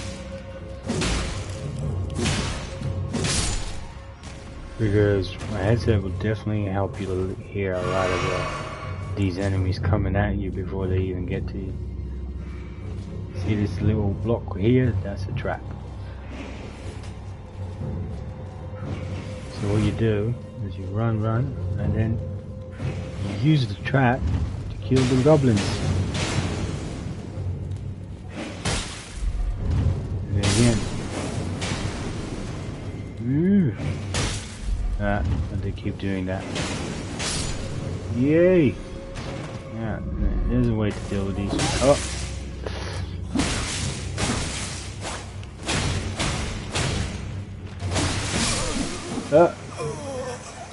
See what I mean? They have bleed. So, yeah, there you go. I just got bleeded. Oh no! Alright. I actually wouldn't bother doing what I just did, so alright.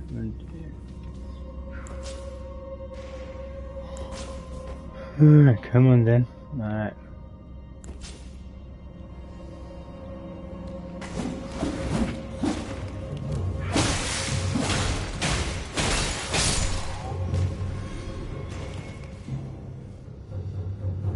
Let's see, have we got any projectiles? We do. We have some projectiles. We're gonna use some projectiles. There we go.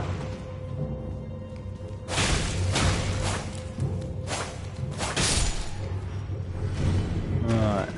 There's the second one. Where's that third one? Oh, there it is. Right by the doorway. Sneaky, isn't it? You wait till you get to the other side, then it comes out behind you, innit? Alright.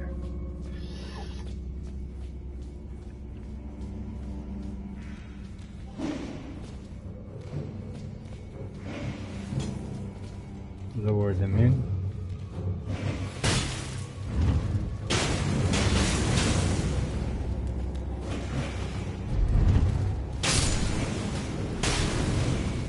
Obviously you can get hit by it as well, so yeah.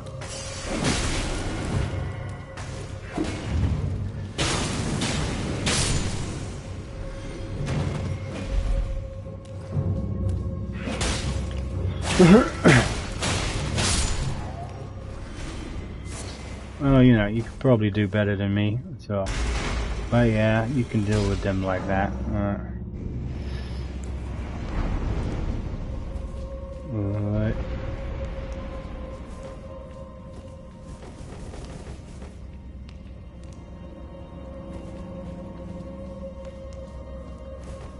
Two at the doorway. There should be another one around here somewhere. On the roof or above me? No? Oh! I was so busy looking around that I forgot that they warned me about the trap and the fact that I'm gonna get hit by the attacks.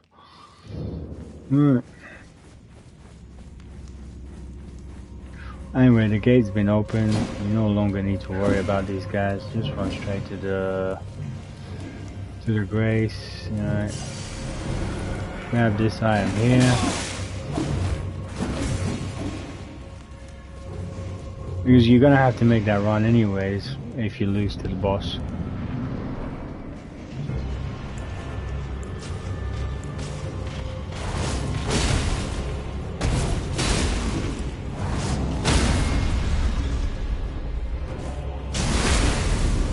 When you hear that sound, it means you broke the boss. So now it's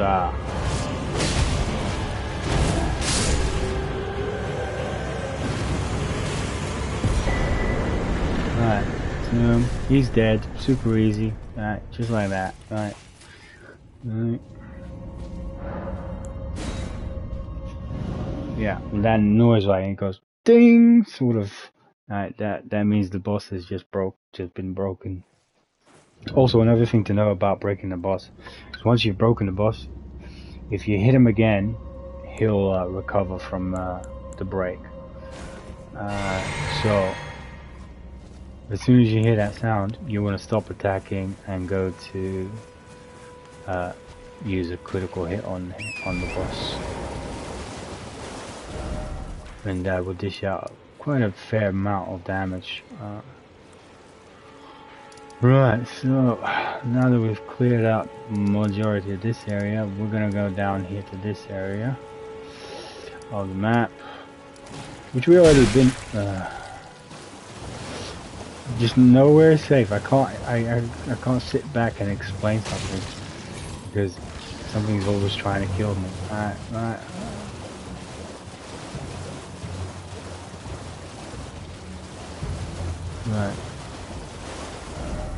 Right, so yeah, we're gonna go down here and do some dungeons. We're gonna kill this boss, and among other things.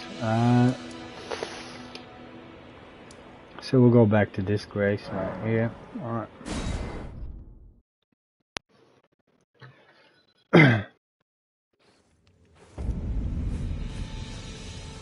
So from here, we want to go this way.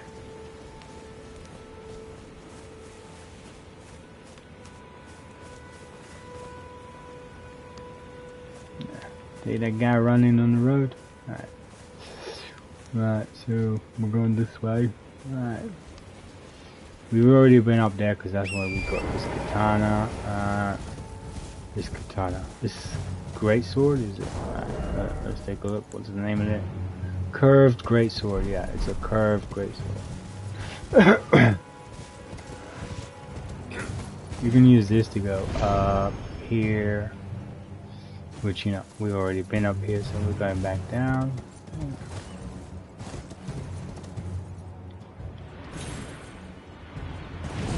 Again, we're using the current to jump back down, so we can go up here, which is this side, because we already been here.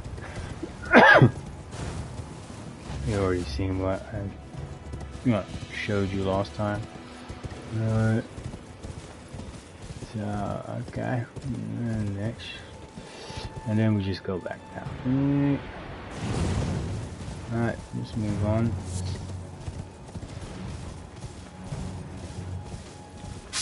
This is the statue, or the statue of America, the one that is an alternative to respawning at, aside from the grace, from the last grace you were at.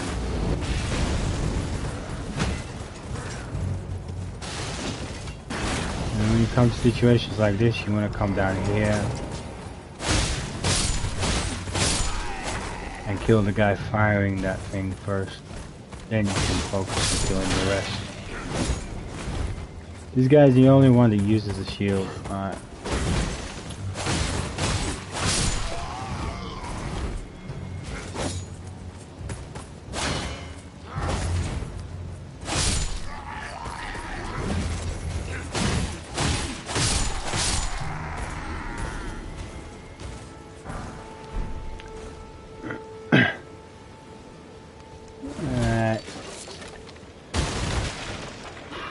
We got all the items we want from here.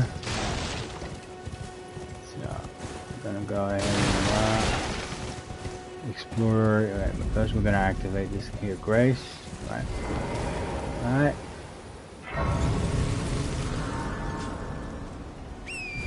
Then we're gonna talk to this lady over here. She's not dead already. She's not dead. Oh no. Alright. Hello. Might I venture my name, Mrs. Silverstone? But I swear my good father decided to yeah. Great conversation. Alright, The servant seems come by Feared's feast. Would you mind in my soul wish, please? sure. Thank you. Then Okay, please, then. deliver it to my Please, he can be stubborn. Exhaust and dialogue and then move on. Alright. Next we'll go through here. We'll get to her quest line in a bit. Alright. But first we want to go through here. Because, you know, there's some stuff to do over here. Some items to get, some spells to get, some bosses to kill, you know. Stuff like that. Alright.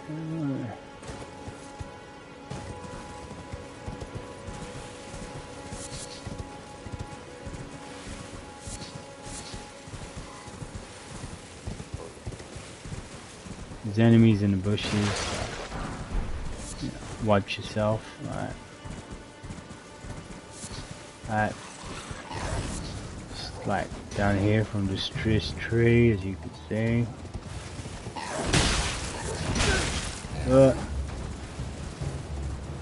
We can ignore them enemies. Alright, just walk down. Alright.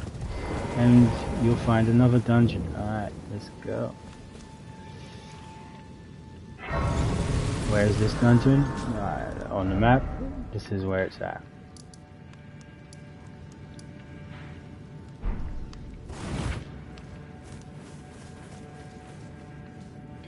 Alright, notice the floor. Looks a little bit funny, doesn't it? Whoop. And now you got a ton of rats in front of you.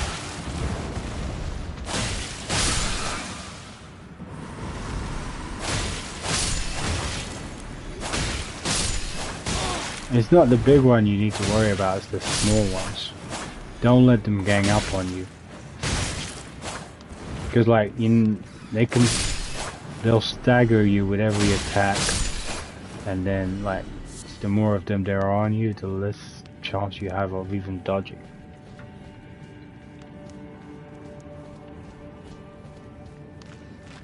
Alright, we're gonna go back up.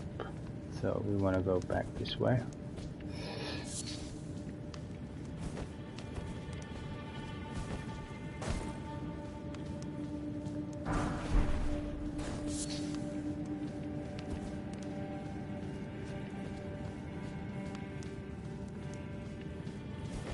So, there's the statue.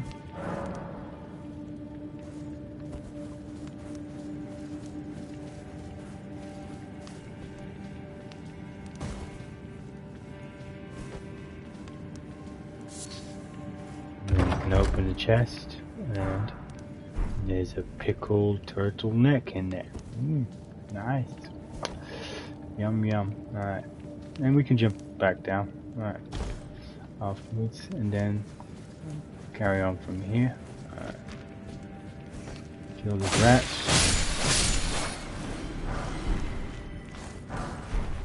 Oh, we got some more of those knives. Those knives are really good. Alright. Alright, just go down here. Alright. Make sure you look down. Alright. Don't just jump, you know. And then go down. Or rather, don't even jump, you know, walk off. Alright.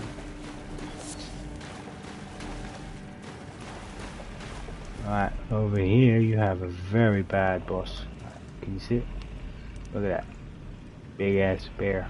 Sleeping. Soundly. Alright. We don't want to disturb him. No, we just walk around for a bit. Slowly. He won't wake up. He won't wake up. I promise. He won't wake up. He won't wake up. We'll sneak about.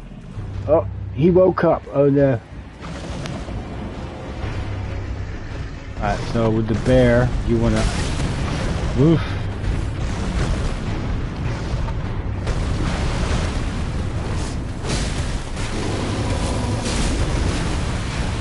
Mostly, just stay under him, right? Or behind him. If you're not behind him, or under him, you're in trouble. Alright.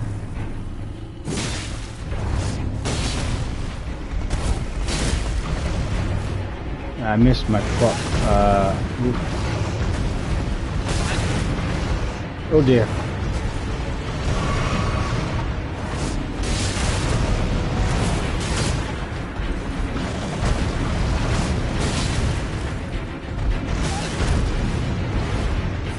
I've run out of FP. Time to switch katanas.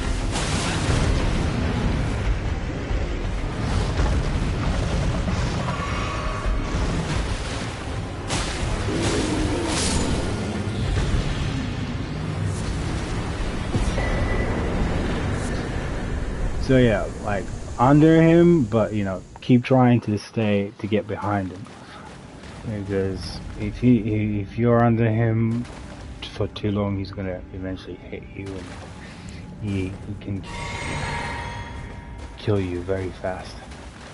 Alright, I ran out of FP there, which kind of sucked, so I couldn't finish him off, but you know, that's a problem we can fix. Also, I could have used the potion, which I completely forgot. I was too busy trying to stay alive. Anyway, that's that dungeon done. We got another accessory, so yeah, let me go through the accessories we've gotten so far anyways.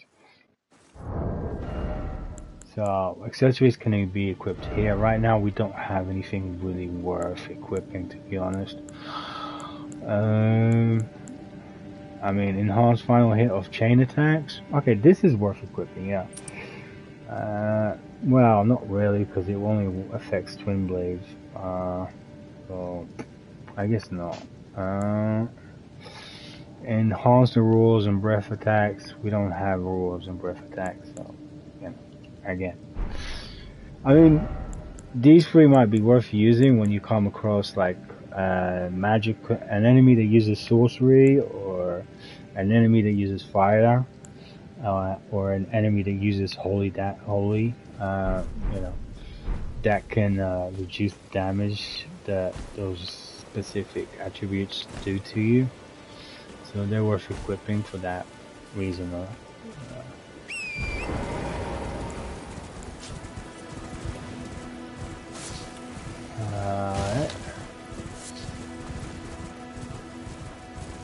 Boom. So now we're gonna go in this direction. I'll show you the map. Looking from here, we're walking down here. Alright, there's a bit of ruins up ahead, and there's like a troll queen or something in there. So we're gonna kill the troll queen right now and get something off the troll queen. Alright.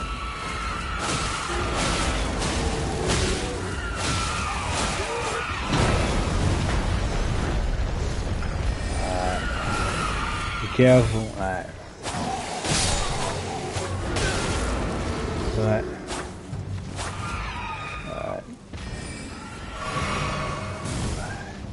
you can use this for cover real quick and summon the wolves to help me out with his minor opponents. You know, just like the thing is, the wolf. I'm not counting on the wolves to actually kill them. What I'm counting on is for them to act as a good distraction while I do most of the damage. So using the wolves is a good way to go about it.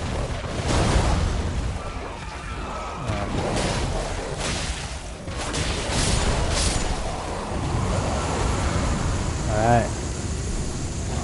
Now I got a demi-staff, so I'll be able to equip that to use sorcery.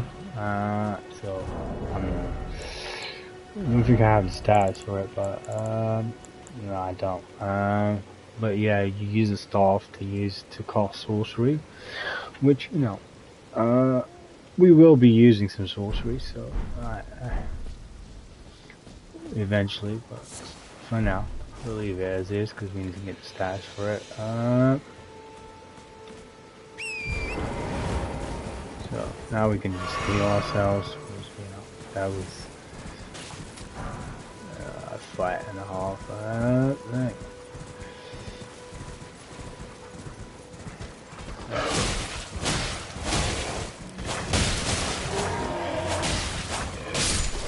Yeah, The wolves really act as a good distraction, to be honest. So they're worth using. There are other summons you can use. I've already collected a fair amount. A few, let me go into it. So like if you go into inventories, you can check the usable items you have. As well, here's the summonings. So, trash. Alright, trash. This guy's pretty good. The wolves are good as well. Alright, and then you got your crafting material. And then smithing stones, key items. Alright. Key items you've collected already. Alright. And then you got your sorcery spells, which are these that I bought earlier. Over here you'll have a list of incantations, and here you got Ashes of War, which we're gonna go over when I decide to actually start using them. And here you got your weapons, right? Your bow and staffs, right? Arrows, right? Shields and torches, armor pieces, Right. And then you got your accessories here, and notes and pictures from that you've collected, and things that can help you if you want to look, like if you're looking to find out something. This is where the information kind of is for the game. Also another feature that helps when you want to find out information, which is like, let's say stats. You want to know if something, what one of these things does, like puncture, or you can just go to explain, and then you can just scroll down and it'll give you a description of what it is and what it affects. Holy.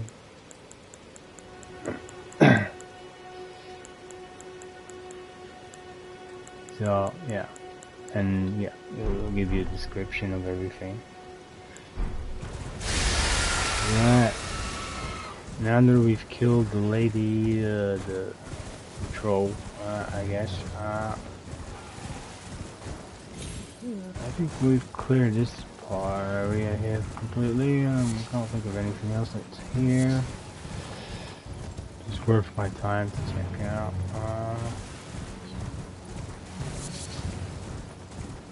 At this point it's just a dead end. There is an item here, I guess. They've no crystal tier. That's for mixed potions, which I'll go over it in a bit, because it is one of the things I like to use, and also very useful, especially against when you're fighting against bosses.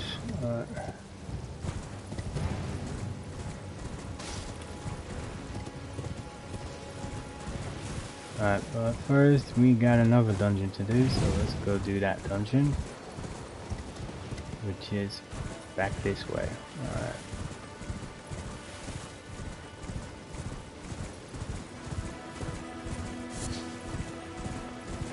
Alright, this is where I was.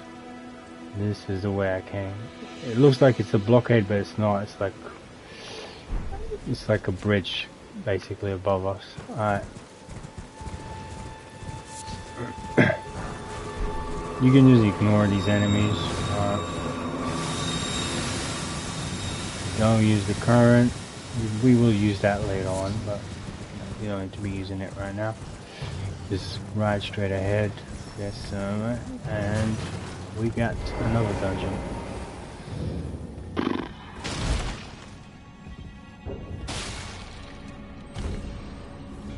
Get the torch out.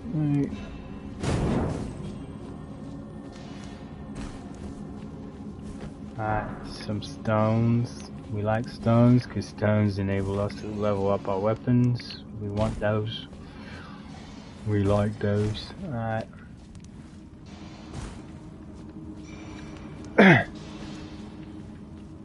Activate the grace. and the statue. You can turn them off, the statues later on, off the ones you don't want to be summoned at. Alright, enemy number 1. These guys come flying at you, just swing the blade.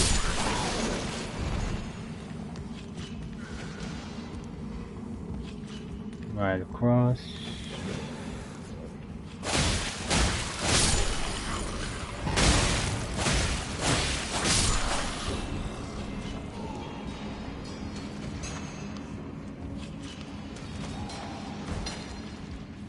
Climb up the ladder. Switch weapon.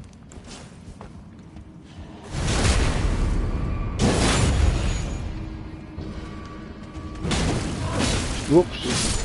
Alright. Use the wrong item there. Okay. You got another stone, and then you go down. Ooh, that was close. I almost dropped right off the ledge there. Alright, switch back to your other weapon. Over here. Alright.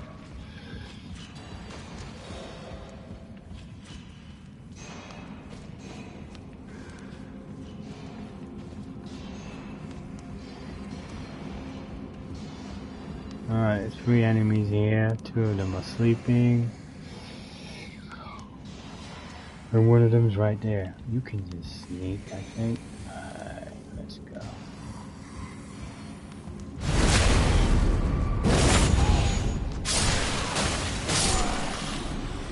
Alright. See? Just swing your blade.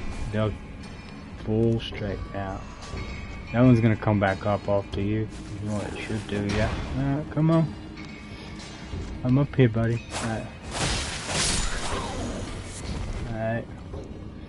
Switch to the big blade. Alright.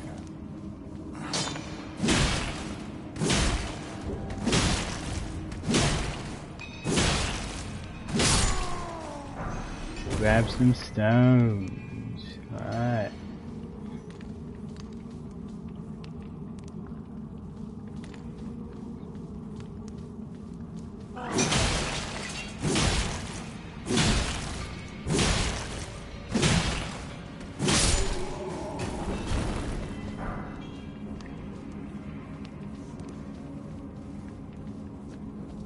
Alright, here we go.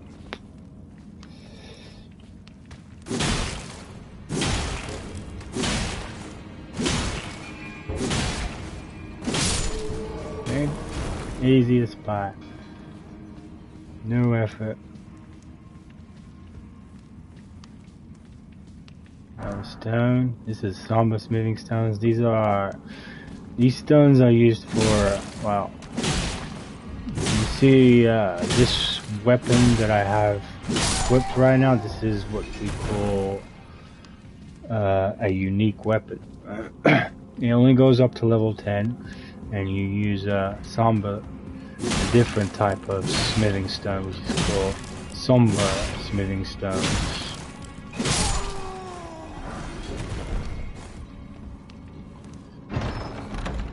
Which we want to level it up, obviously, because it's going to be a very helpful weapon as we go. All right.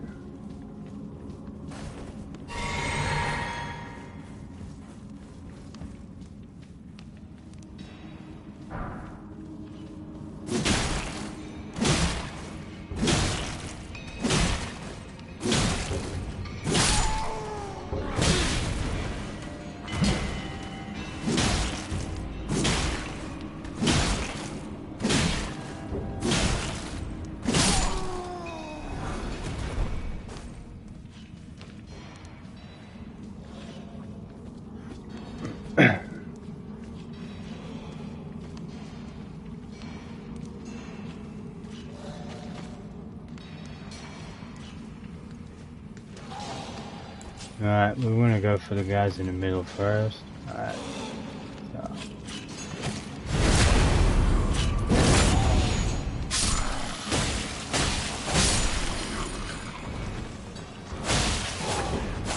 Like I said, when they fly in the air, you swing your blade. Alright. Alright. Now we kill the guys in the middle. Alright, of course there's more of them. Alright.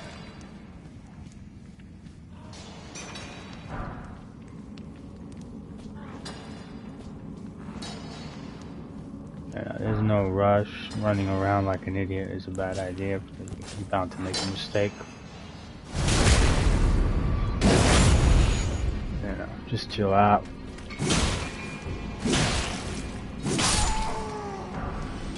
Kill the enemies as you go.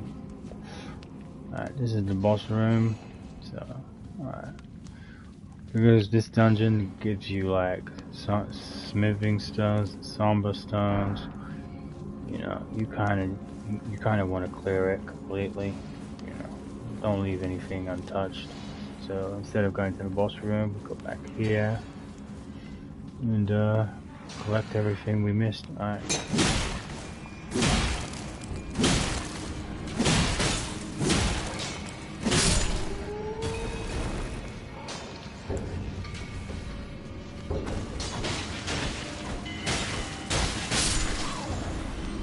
So I just use projectiles to take care of that one enemy.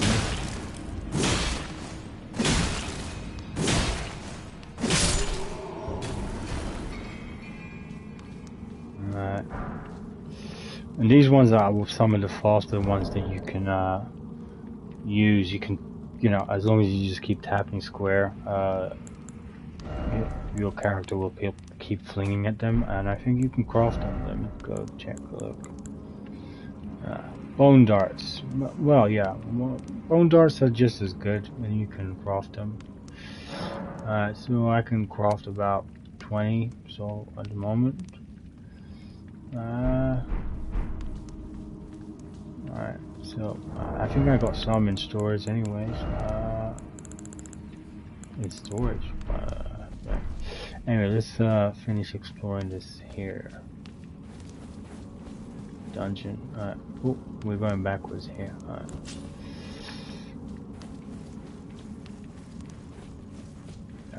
Not bad. Alright. Anyways, get the stone. Alright, smoothing stone. Alright, I am here.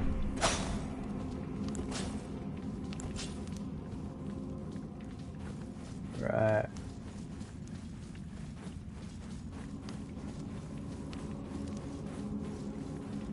And now that we've collected everything, we can actually go fight the boss. Alright. Okay, we're low on potions, but, you know, it's alright. Let's open this door and find out what's behind it. Alright. What boss could it possibly be? Drum rolls, please. Ah, it's this guy. Alright. Let's use them. Alright. We want a decoy.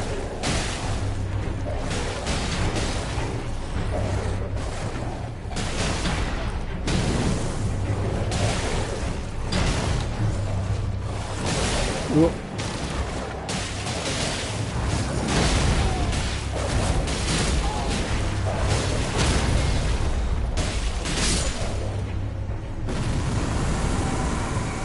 Alright. Easy boss. We got another weapon to add to our arsenal. Alright. Alright. Let's get out of this dungeon. That's another dungeon complete. Again, easy peasy. Alright. Oh, can you hear that?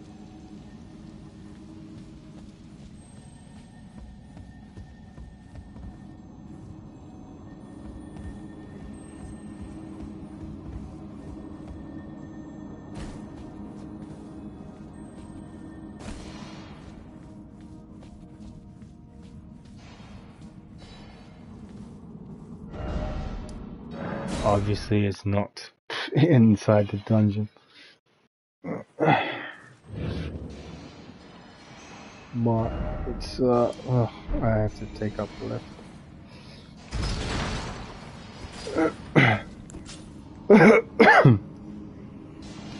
Basically, it's one of those bugs that gives you a natural aura, so we want to go find it and kill it. Alright.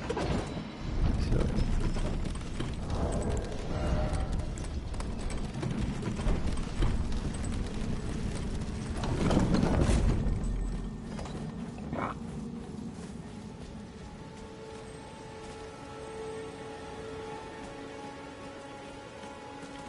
Alright. So, here we go. How are we going to go about it?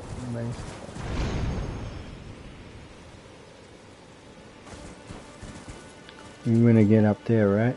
So, let's do this first. This is the bridge we passed under, alright.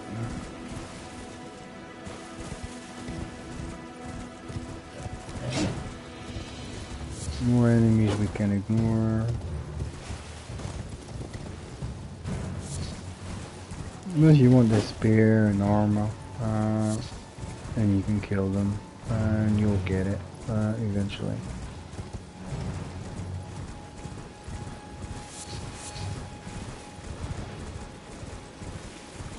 So we go straight up here because we can get some items that will help us even more. And a grace.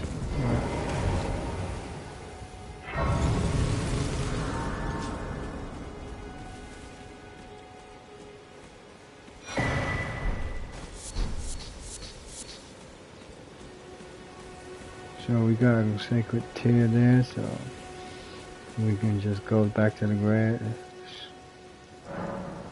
and allocate, increase the amount. Yep, please. So now the potion's potency is higher, so it will heal more. You can come here and just collect these items now. Oh, we got a new shield. Getting new shield is always nice.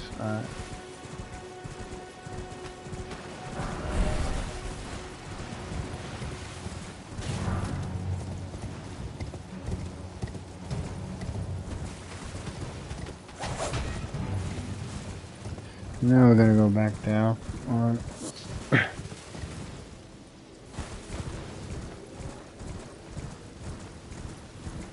And then we go up this way.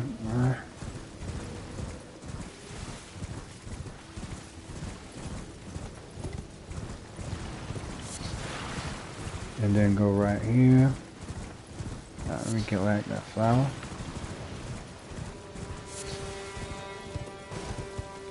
And right here is another dungeon.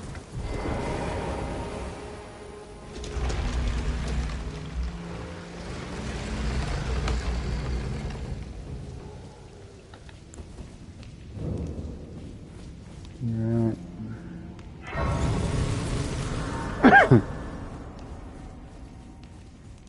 Alright, keystones. This is where the keystones come in handy.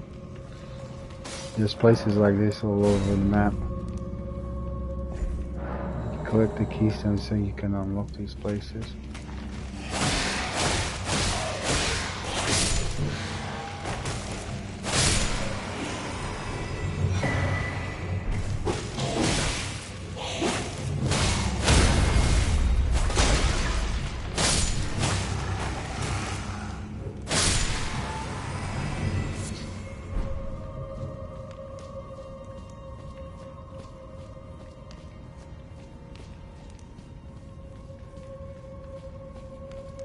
Activate the statue.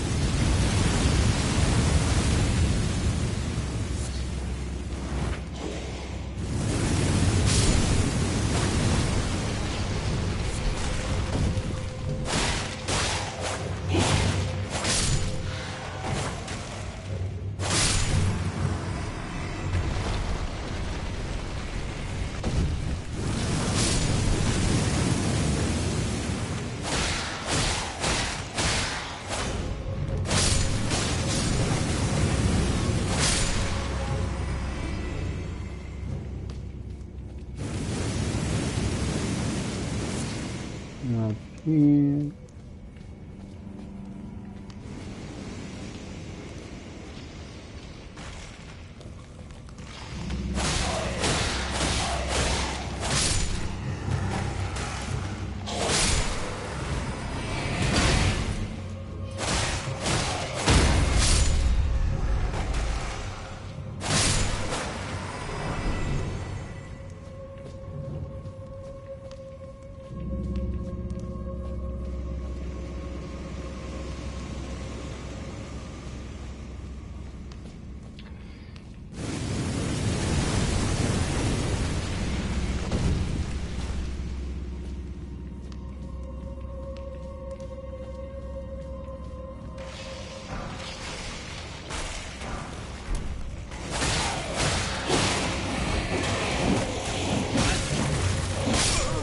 Oh! Forgot to heal. It's another thing, isn't it? Always pay attention to your health.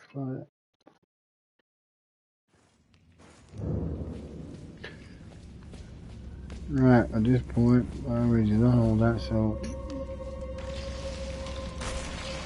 I'm just gonna run right through.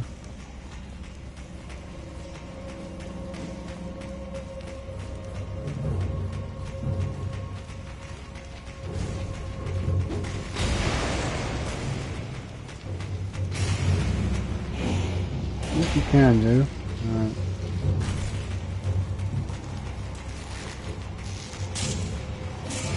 If you want to ignore most of these enemies.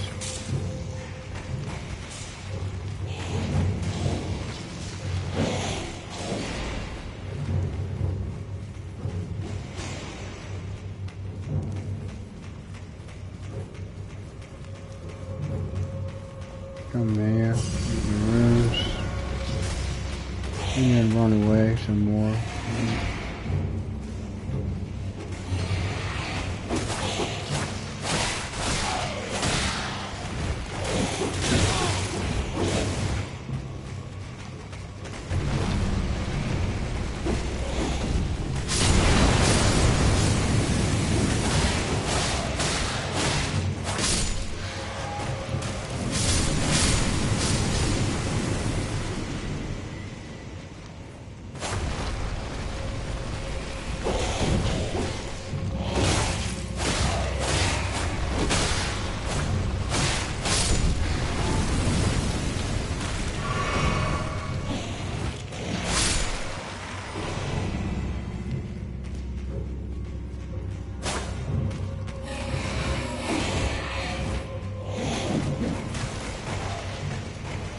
Awesome maneuver, right? I want to be able to swing like that.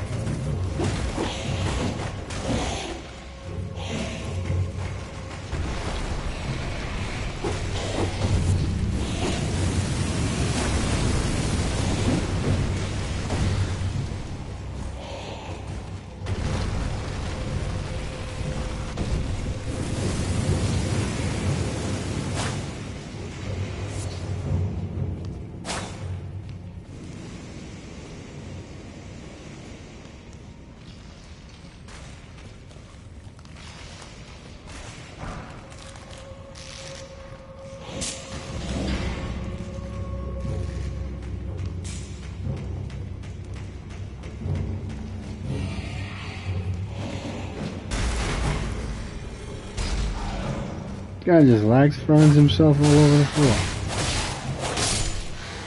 Anyways, once you go in here, also when you're pulling a switch, you become immune to attacks for until the animation is finished. So it's a good way to avoid getting hit when you're running away from enemies. It's just like go open the door, go for to open the door, and then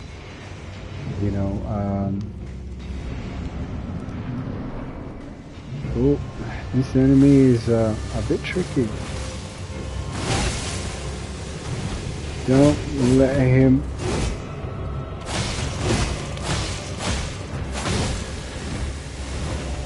get the advantage over you. It's pretty weak, but at the same time, like,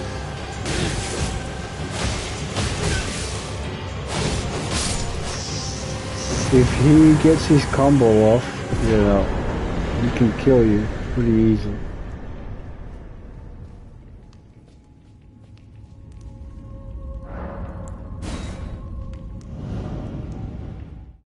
And there's another dungeon done and another summoning got, right?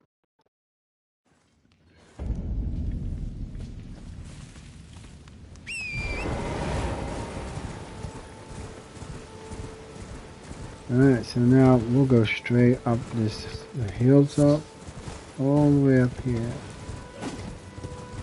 Alright. There's a statue here. If you don't feel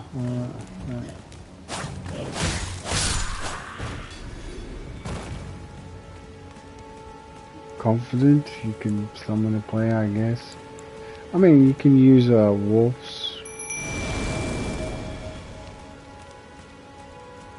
But we're gonna kill this here tree spirit.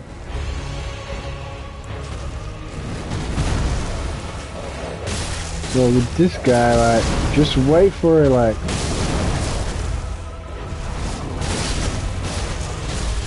for him to do his swings. Oh wait. As he's coming down, you know.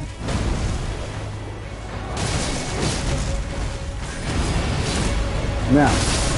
But well, my time, I couldn't dodge because, well,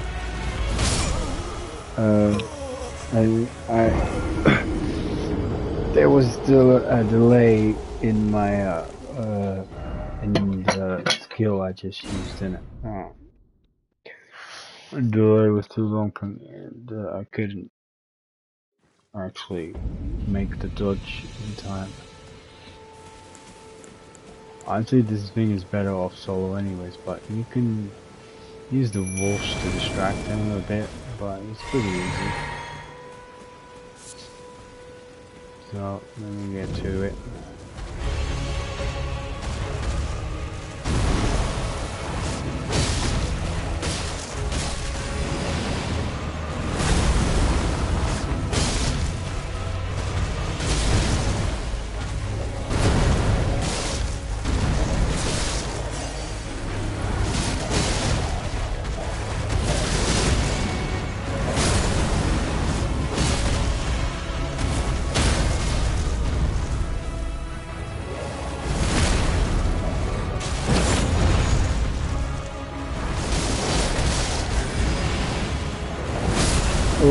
Timing was off there.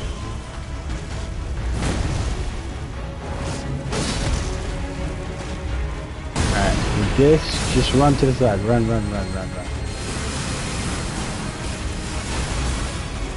Alright.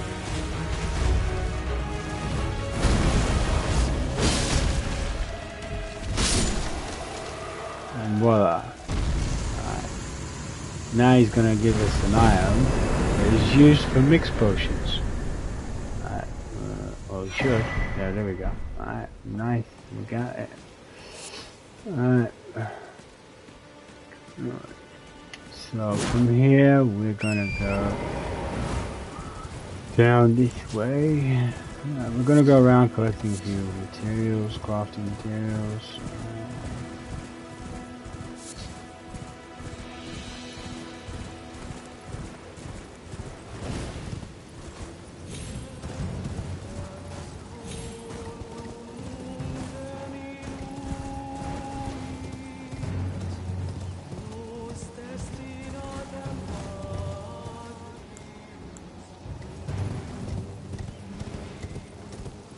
Alright, so remember that area?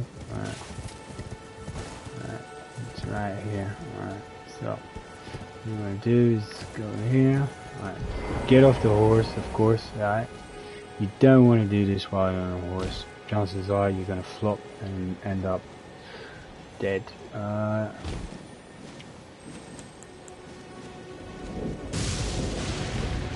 So up here.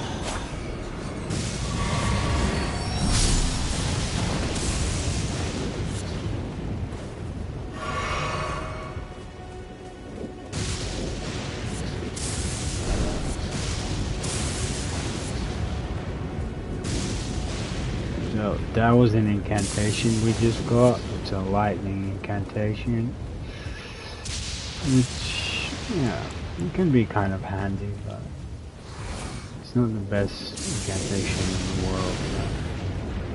Alright, so from here you can't drop down. So what do you do? Alright, first we need to kill off that bat.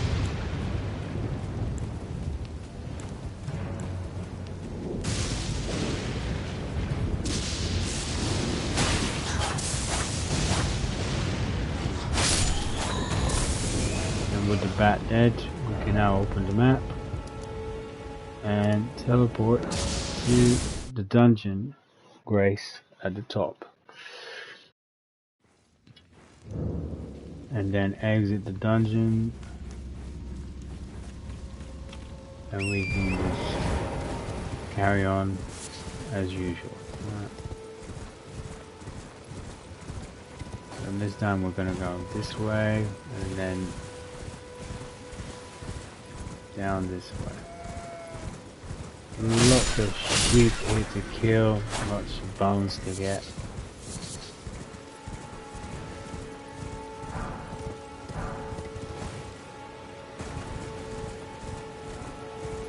We're going this way. There's some stuff over here, some ruins.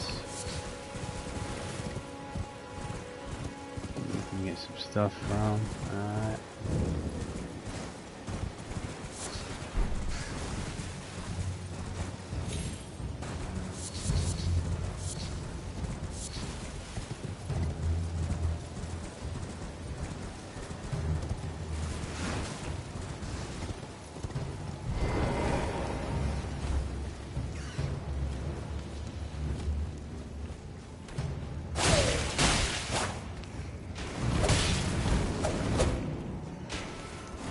Careful, because these guys have rapid attacks.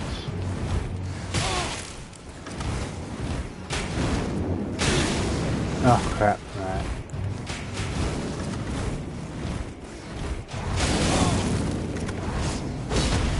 Fuck's sake. Like I said, just keep moving sideways. Bloody rats. Alright, my mistake was coming in here with rats on my ass. Alright, back out. Make sure you're safe. Now we're good. Alright.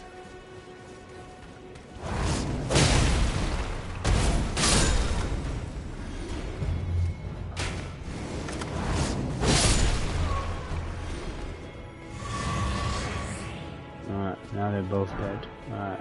And they gave me some arrows. Alright, bolts. Alright. So there you have it. Open this here door.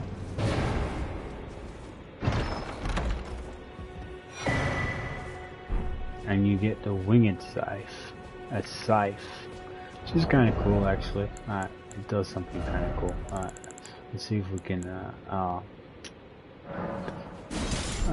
We can equip it anyways. Alright. Yeah. But there it is. Let's see if it does the base moves. Yeah. It looks cooler when you can, when you have the stats for it.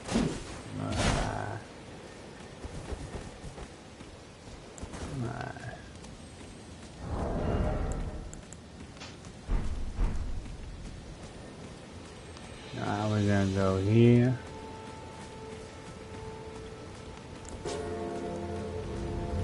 But first,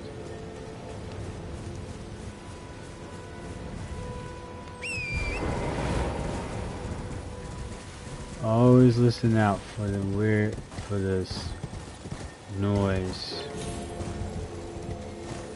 When you hear it, you know one of these guys are nearby.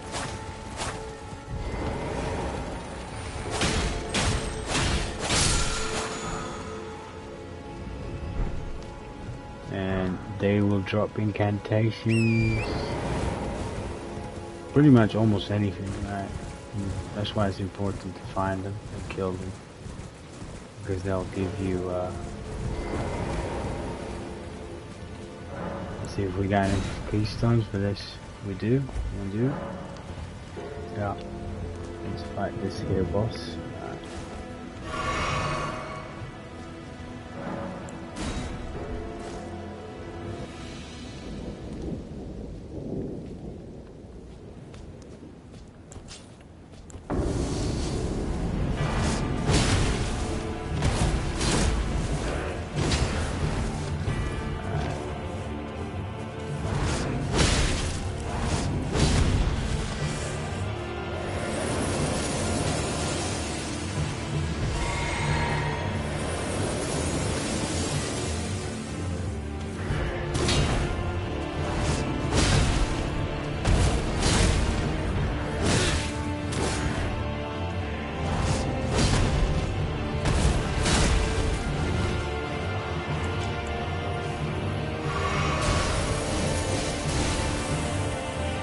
Now everything's gonna get real. He's gonna start doing some crazy attack pattern.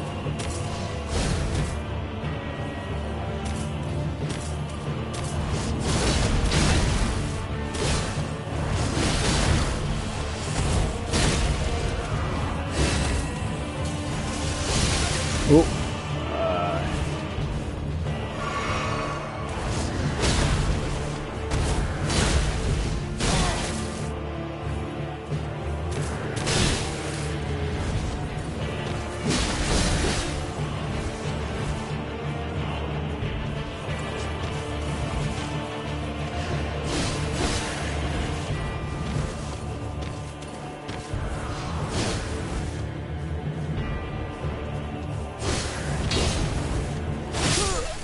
Oh.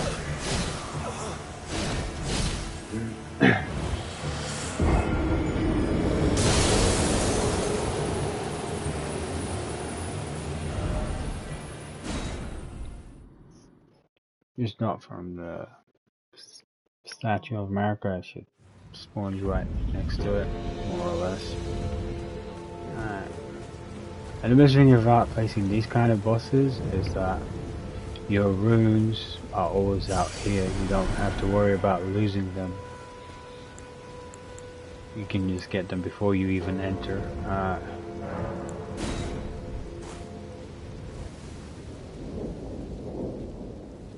Unfortunately, I ran out of FP when I was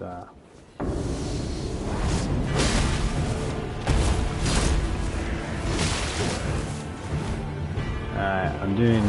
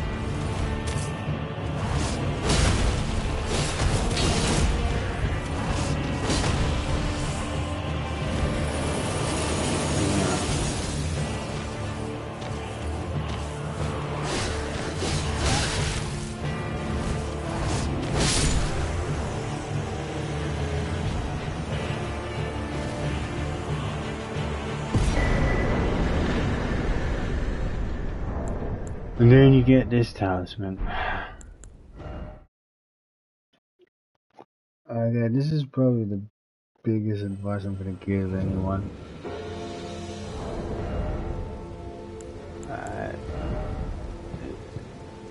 Do not use this talisman.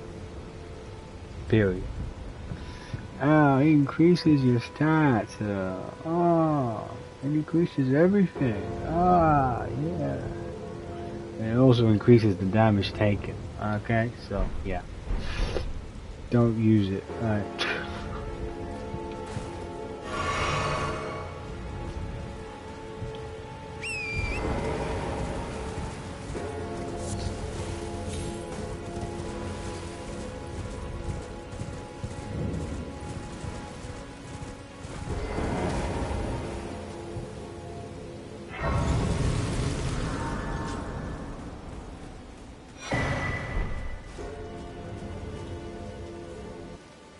if you have if you do use that and you're wondering why you're getting owned by a boss or normal enemies, that's why. Alright.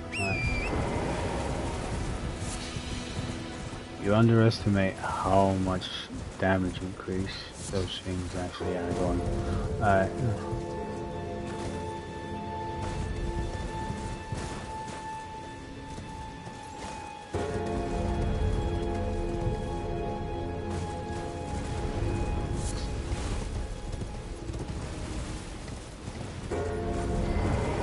Another dungeon.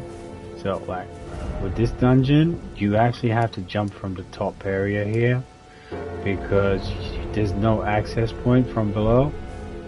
So I'll go ahead and show you here. Alright, so like if you were running over here, you would get to this wall here and you'd think, where is it? Where is it? And you'd be confused as fuck.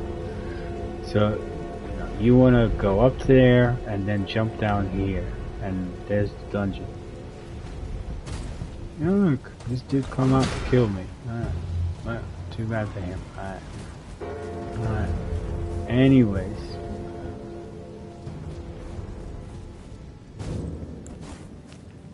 We're found another dungeon, so we're gonna do another dungeon. Also, before I forget, let's go into the mixed potion business. Alright, so mixed potions are when you rest out of grace, you can go into mixed wonders puncture, right? Which enable you to combine 2 items to make a potion. Alright, so each one of these you collect from either from killing a boss or picking it off the ground or something like that. But each one has its own effect, and both effects are added when you put 2 of them on the top area there, equipping 2 of them. So this one restores half total of HP in mixed potions. So that means it will restore half your HP when used. Alright. Okay, steadily restore HP for a time in a mixed potion. So when you use the mixed potion, your HP will restore automatically for a good period of time. So like you could do an entire boss fight and you'd still have this on. That's how long it lasts. You know what I'm saying? So this is definitely going up there, period. Alright. All healing. You know, how is that not a good thing? You know what I'm saying? Okay. Temporarily boost faith in Monk's Punctual and significantly negate damage in the mixed potion. What this one does, it makes it so for 1 hit and 1 hit only, the boss will do no damage. So like if you mess up and you get hit once, that hit will do no damage to you. Alright, so that gives you a free hit, sort of. So for me, the first combination of these two of mixed potions is this, because steadily restoring your HP in the middle of battle, it helps because you don't have to worry about your HP too much if you get hit. You know, as long as you keep dodging, your HP will gradually be restored. And being able to take 1 hit without receiving any damage is always a plus. You know. So, you know, that's the first combination I go for. Alright. And so now that I've, you know, equipped them, so this is the flask with those 2 effects in it. So when I use this, like so, notice the gold light coming off of me, that's the healing effect. The bubble around me, that's the effect of the other half of the effect, which allows me to receive 1 hit without receiving any damage. So this is the very best starting combination until, you know, you're good enough to get rid of this combination. Well, whether you want to get rid of this combination at all, it's up to you. But yeah, definitely the best combination for this. And just like the potions, you can rest at a grace and you'll get your potion back, the mixed potion back. But unlike normal, the HP potion and the FP potion, you can't get this back from killing normal enemies. You have to rest at a grace to get it back. To, you know, top it up, I guess might be the right word.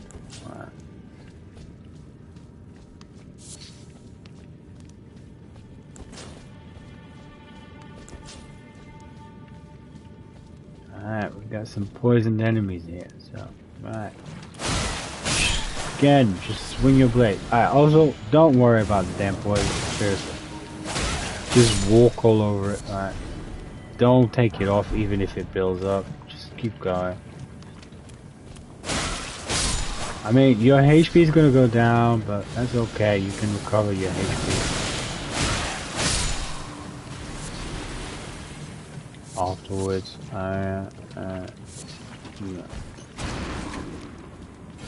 be careful with those slimes though,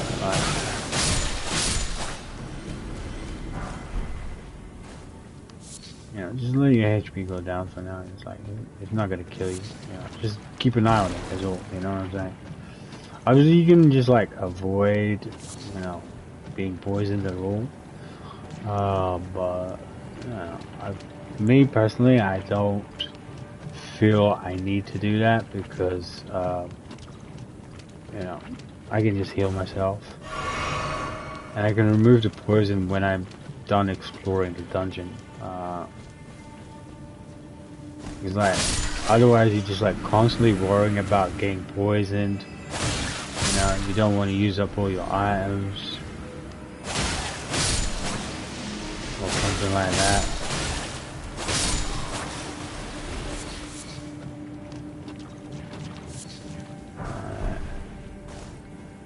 So now I'm exploring the dungeon while being poisoned.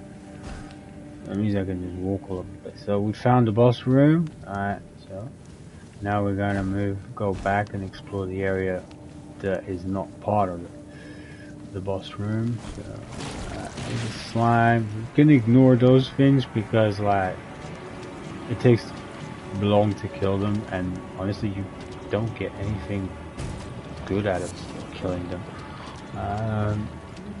Only a waste of time, I guess. Alright, got a heal here.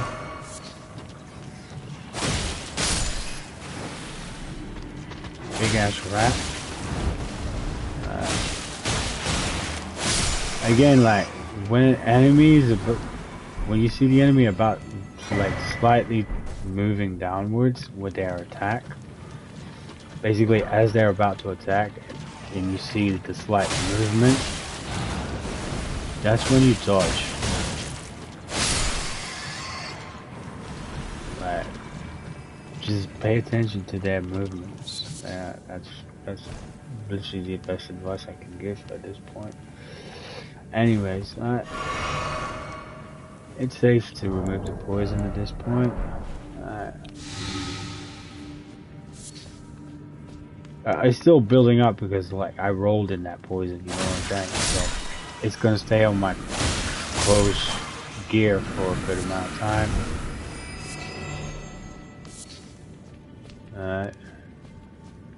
But now that we've basically explored the entire dungeon, we can just go straight for the boss. Alright, now we use the mixed potion. Normally what we do with a mixed potion in Elden Ring is we use it before a boss fight.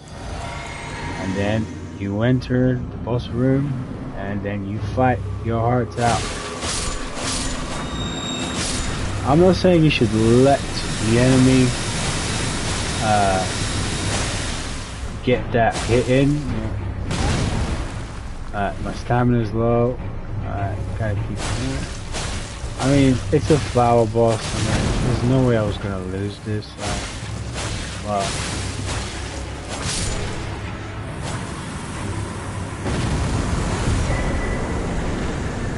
So now we got an accessory worth using. Alright.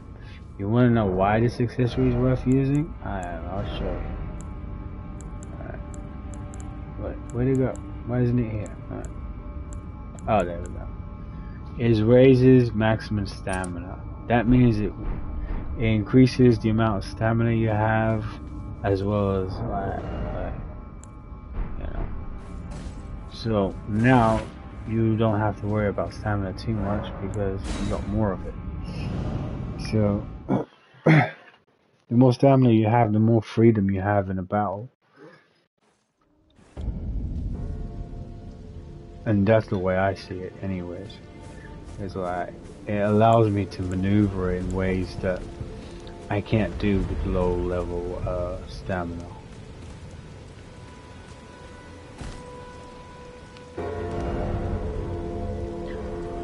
Right, and now that we've cleared this dungeon, let's go to the next location. Right. Exit the dungeon. Alright, let's go up this way here. Alright.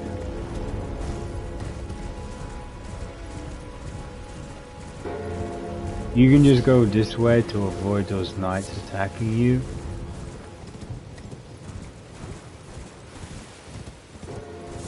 And enter the back way. Alright, so that way you can just activate the grace. Rest of the grace, I guess.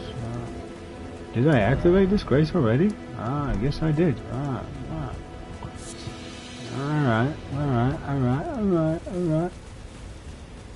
Alright, so when you exit here, there's a knight on the left, right?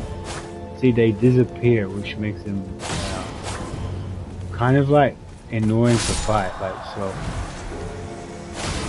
In more ways than one, like, it's not worth fighting them.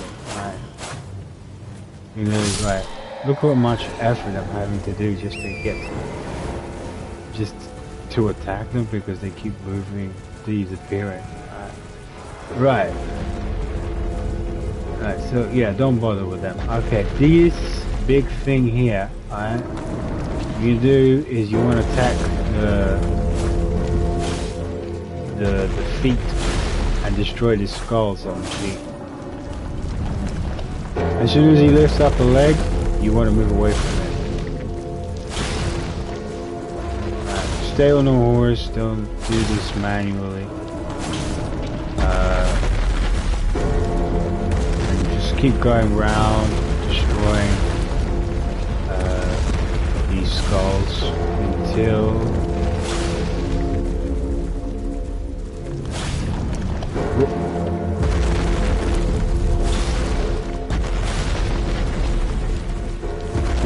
rocks stop falling out of the sky. I guess that's the real sign.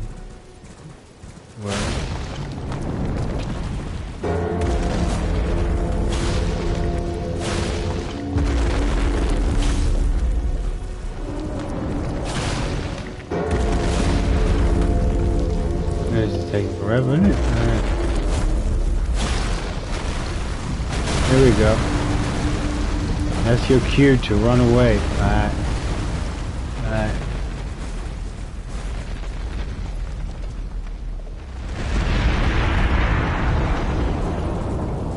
And you just go this way. Alright. And you have an entrance right here. Alright.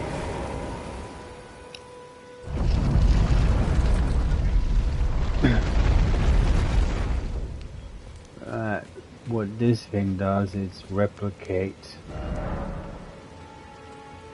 remembrance. Remembrance is something you get from killing main bosses, and it lets you trade them in for unique weapons.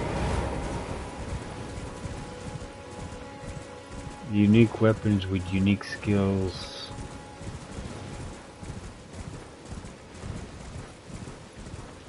Alright.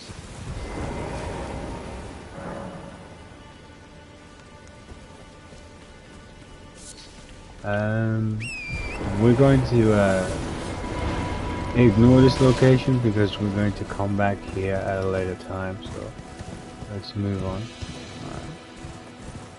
If you follow me down here, you'll find another grace and another NPC that sells stuff. Well, it's been an age. How can I help? Alright, purchase. Now we got some serious good materials to buy. First of all, you want the lantern. You buy that straight up, right? No expense for that. That is the most worthwhile item to buy. And we buy the smithing stones as well, because you know we want to upgrade our weapons. So yeah, and buy the stones, sword keys, because that's important. Lost ashes of war. These are used to basically make a duplicate of any ash of war that you have in. So like if you want to use the same ash of war on 2 different weapons, you would use this to duplicate one and make 2 of it, basically. So that's worth spending some coin, you know. This is worth spending some coin on as well, because it creates, use it to craft an item that's pretty cool to it's nice to use if you're a really good player, but if you're new, then it's a bad item to use. Like, Have a safe. so now that we've got the lantern, we're going to equip it. Alright, so what we do is we do the same thing as we did with the summoning. We're going to put it here. So go down here, alright, and we put it over here where I'm used to it, having it.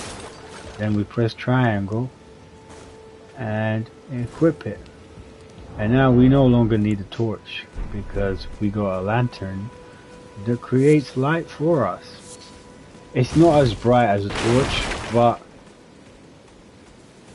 it's better than having to carry a torch around with you at all times. And it leaves your left hand open to equip a different weapon. Like, I don't know, if you wanted to dual wield 2 katanas, for example. You can equip 2 katanas and fight, like so. Right. And we've come all the way down here, we've talked to this old dude. I think we're done down here, to be honest. There's really nothing else to get here.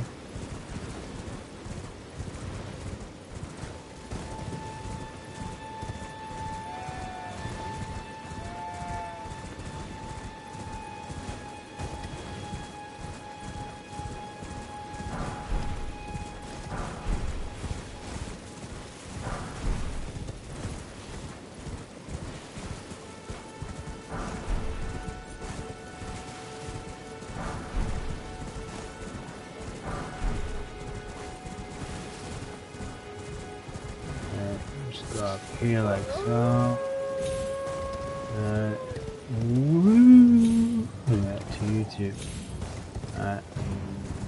There's like a tower here, but I wouldn't bother climbing it. The reason is at the top of that tower there's a chest, a treasure chest, I guess. But there's no treasure in that chest. It basically has a portal. It's another trap chest, basically. You open it and it takes you to a different location on the map. A location you don't want to be at.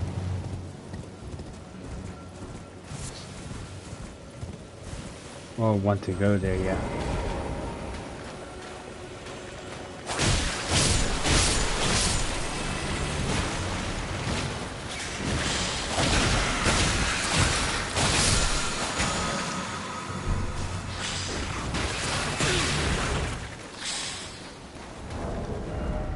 Also, we're too heavy, so let's take something off. We're not gonna bother killing those things because there's no point. Well, we will collect the flies here because they're also used for a unique item. To craft a unique item, this can be nice to have, or well used. Yeah, I guess it's more right. Anyways, we are done in this area, so let's move out. Alright, there's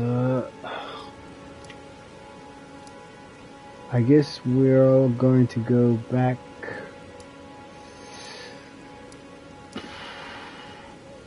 here, innit? What time is it?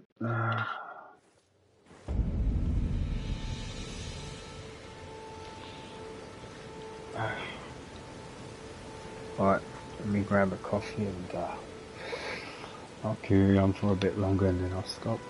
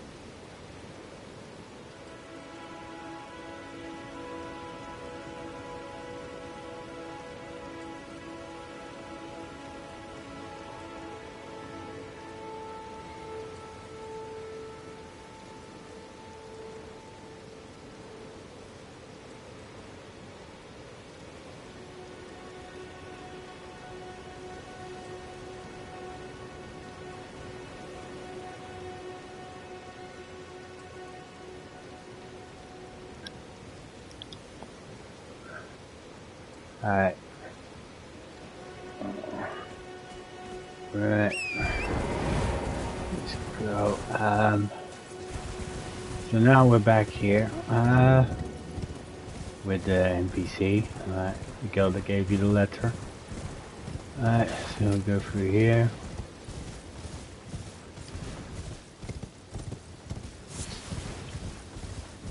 You can just ignore these enemies.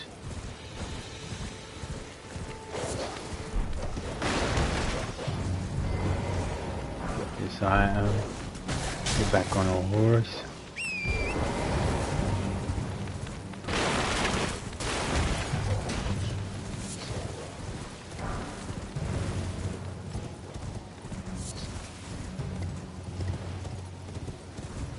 Now you can go this way, but it just leads you. Okay, it leads you somewhere you don't need to go. You've already been. So instead, we'll go this way.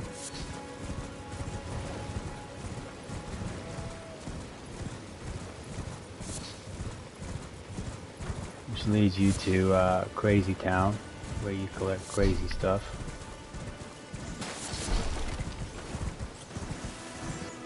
And crazy mouses, and crazy eyes. Alright.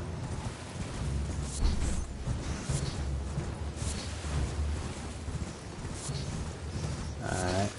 So you just want to keep running up the hilltop, ignoring most enemies. And over here, you'll find a shield.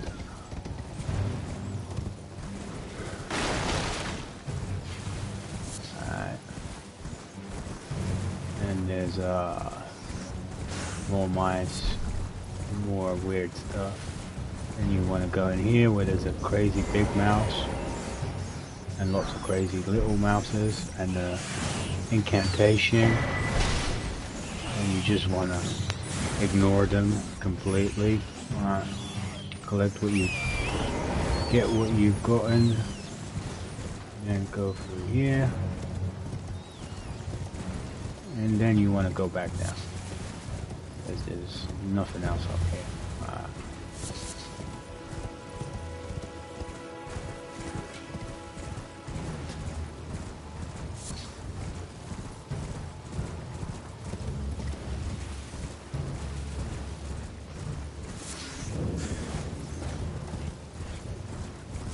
I mean, you can explore it a bit more on your own. But, you know, that's all there really is up here.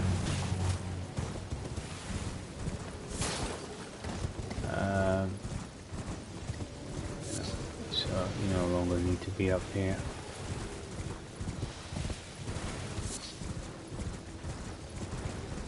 Alright, so we're going back down to where we came.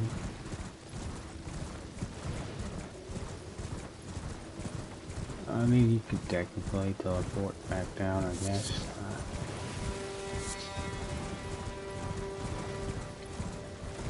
So here's that merchant I ran into last time I was here. Oh, night boss.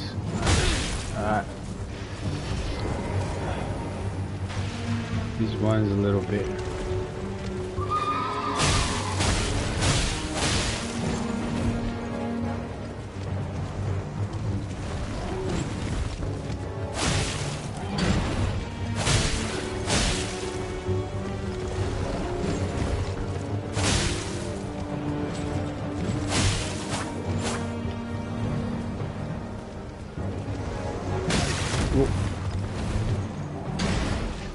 Heal.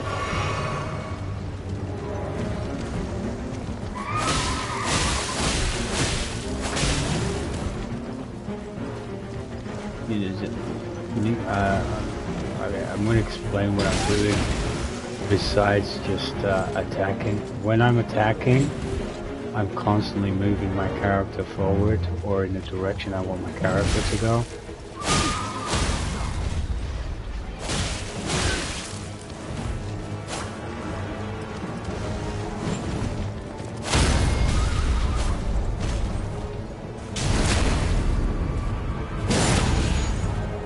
that way he's not standing still.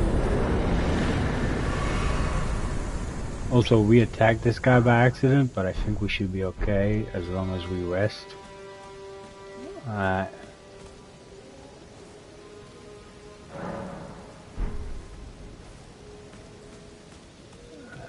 Yeah, we're good.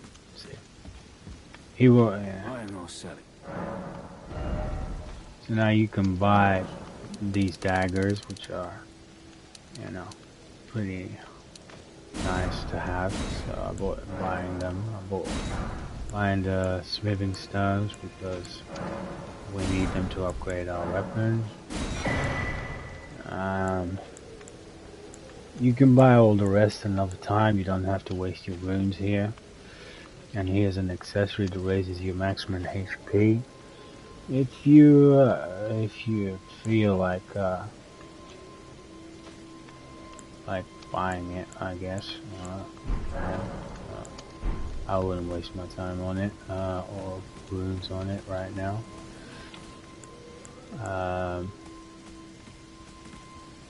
I'm gonna rest at the grace and use the flask with increase our flasks replenishing. So now our flasks replenish us even more, which is nice. And we're gonna, what was it? Right, we're gonna equip those daggers because we like them.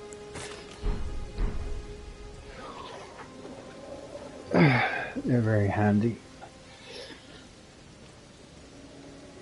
Also, you notice that I can only have 30 on me at any given time. But every time you rest at a grace, it will top it up for you, so you don't have to worry about running out. So now we're here at this here tower, which is sealed. So the trick to this is, first you examine this, and it says seek 3 wise beasts, which is basically 3 turtles. Like just hit them once and that's it. The second one will be here.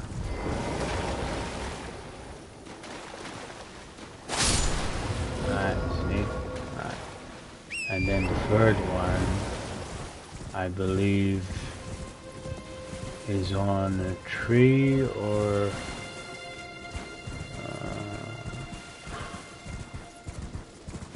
on a wall or something like that.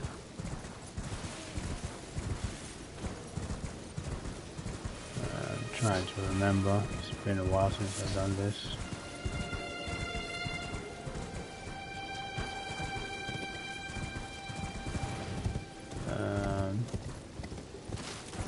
No, this one would be in a bush somewhere. Oh, here we go. Yeah. So now the seals are broken. You can go inside and climb up to the top, and you should get a treasure, which is usually a spell. A sorcerer spell. Once you get this the first time, the second time it won't be here anymore. So after, like, if you go to +1, there's no point in doing this the second time because that item is permanent and you won't you can't get it again.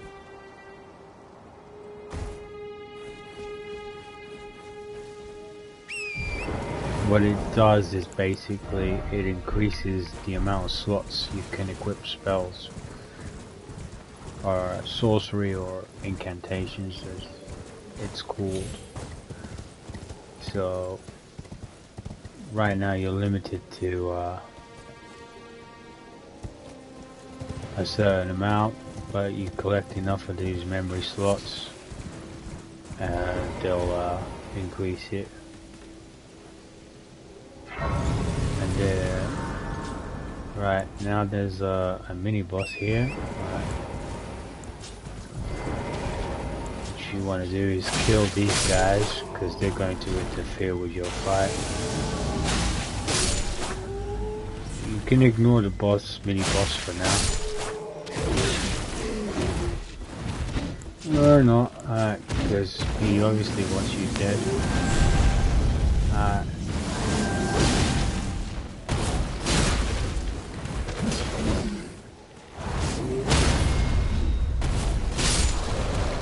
So, just kill him. I mean...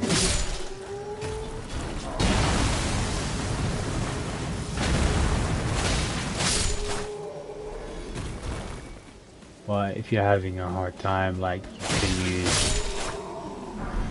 you can use a ranged attack to kill off the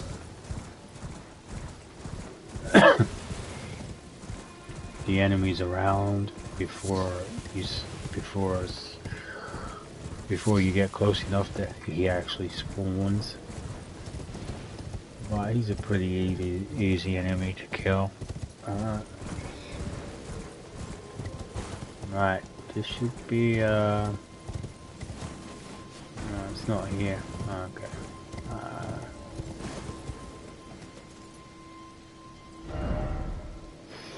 This is where we are. You can use this to go across if you like. But there's no point because we've already been there. Alright.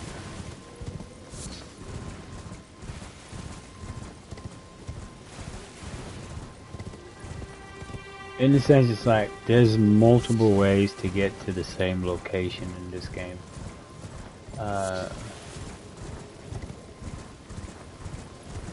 Varying from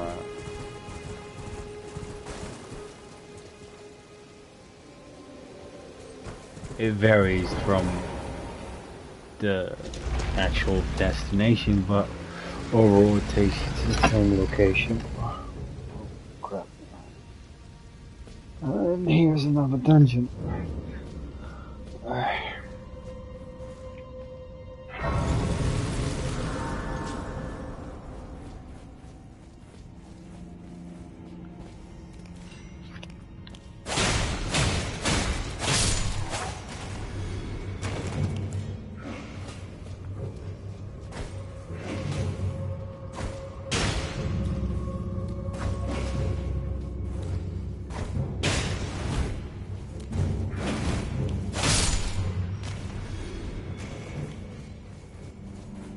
Activate the statue, and then let's go explore the dungeon. Alright. Now you can activate your lamp. Chance to activate the lamp, so there you go.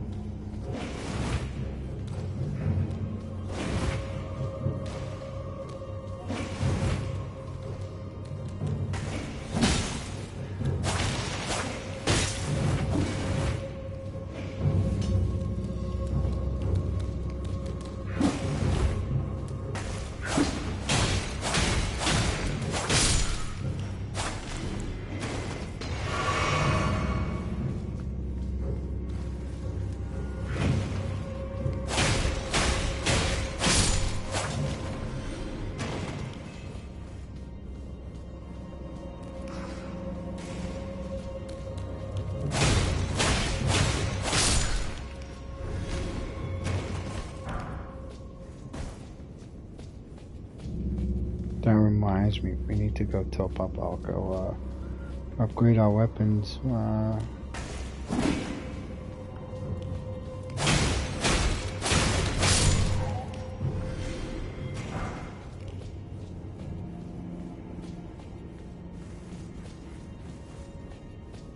we're not really suffering right now with what we're doing, so we don't really need to.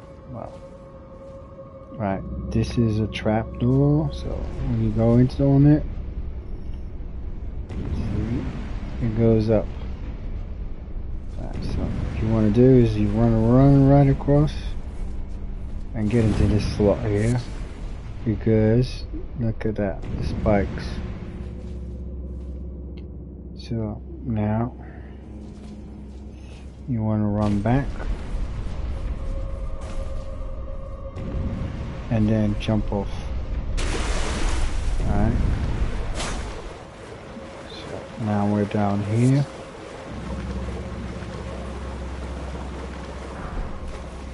Alright, these enemies down here,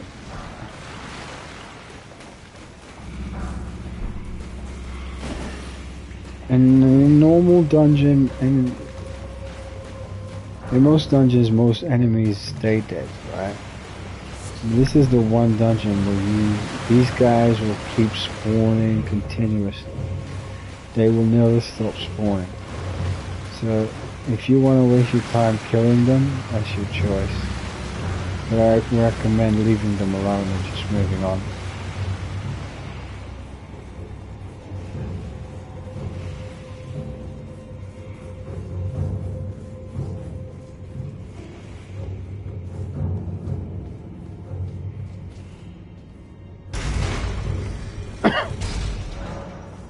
Now we've opened.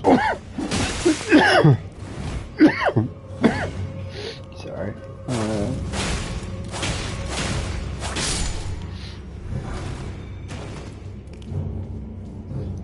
Alright. So now we've gotten some items to upgrade our weapon. We've got some items to upgrade our summonings. Overall, doing really well. Alright.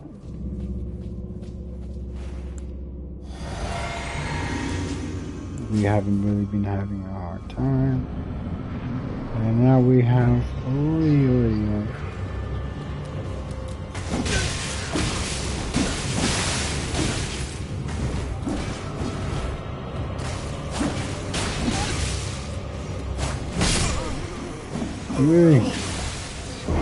okay, now we come across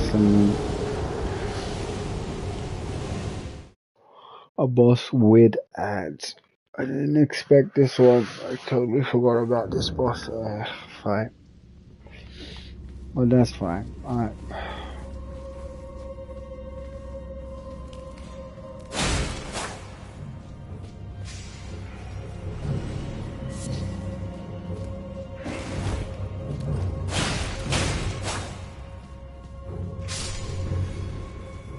And we can get our runes back. So, okay. So first thing we do is activate potion. Second, as soon as we enter, we call our summoning.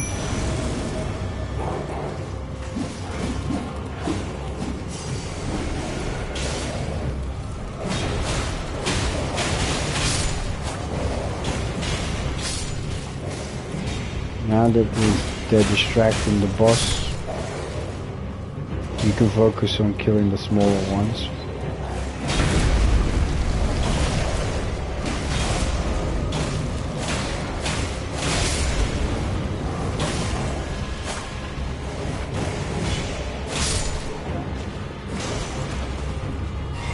Alright, distraction has been served. You heal up just in case.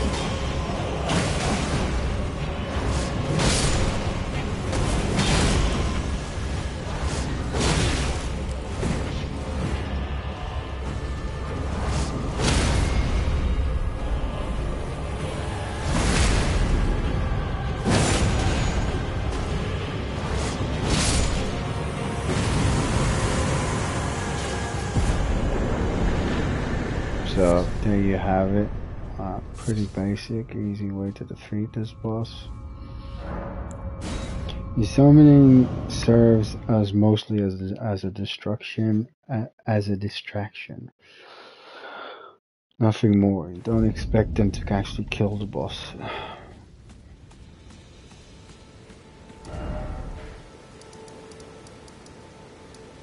Right, so we've explored all of this so far.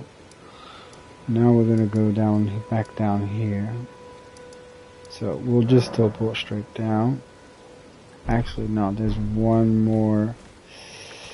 There's one more boss on the way down, so we'll do that boss now.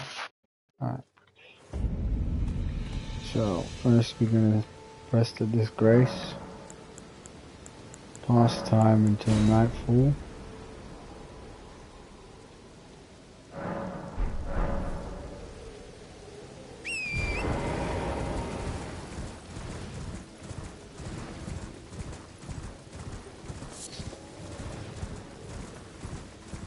And then we run up this way.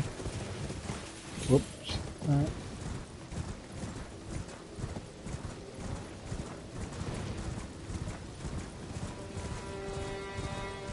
And just like all the bosses we faced so far, there's bats here, so be careful. Yeah, here it goes.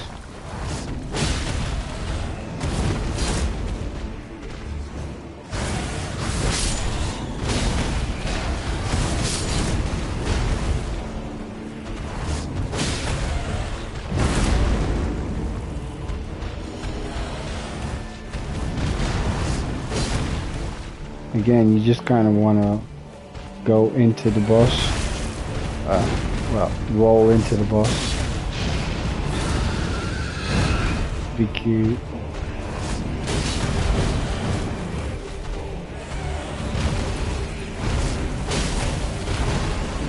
Staying under the boss is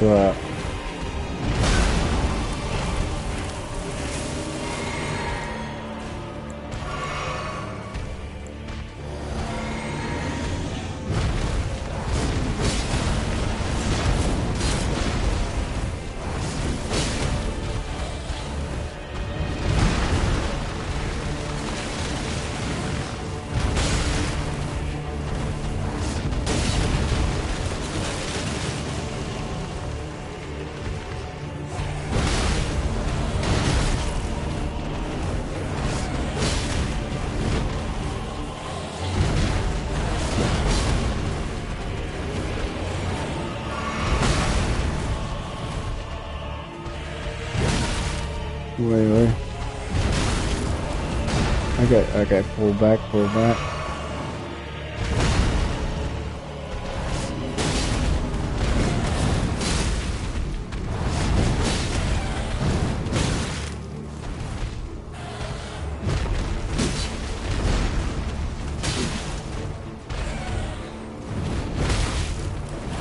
Okay, I gotta switch katana because I haven't got enough FP.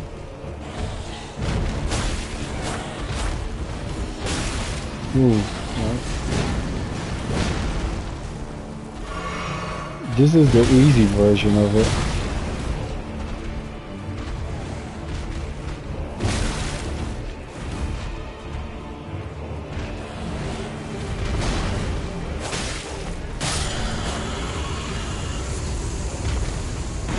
There's multiple of this boss throughout the map. This is one of the easiest versions of it. They get harder, but well, mostly because he starts to use a spell. Alright.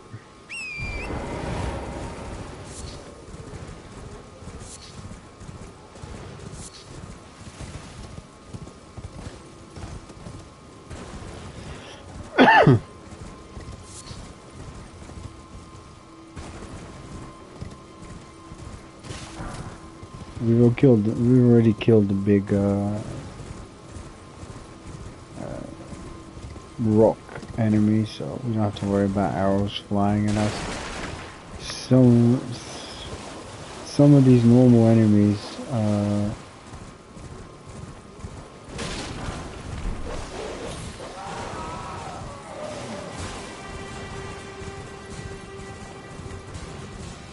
will stay dead after you kill them the first time.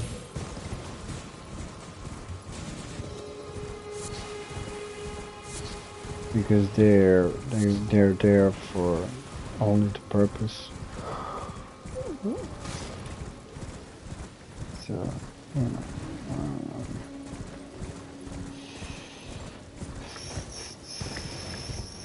so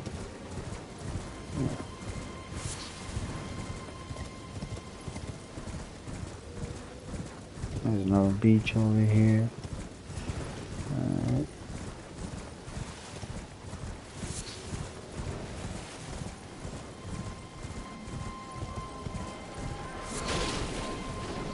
This should be, let's see.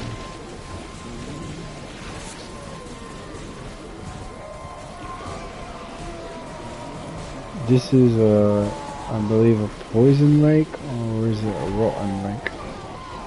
I can't remember. As long as you stay on a horse, you won't get affected by it.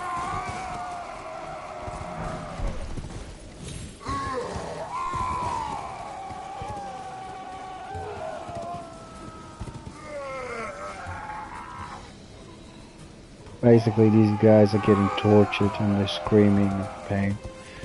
Because the reason they're even still alive is because, how do I put this? This world, the world of this game, everything is basically immortal. Nothing can die because this death has been sealed.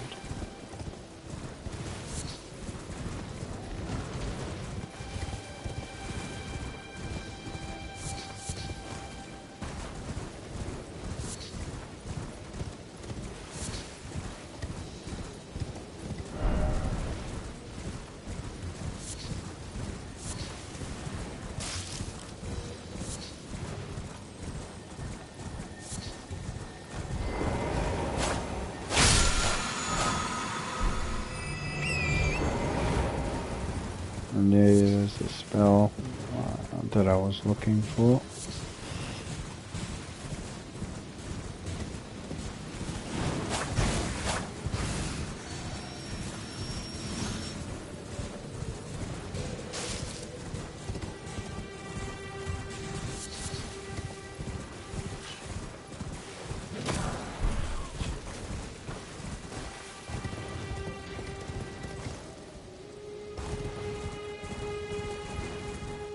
Right.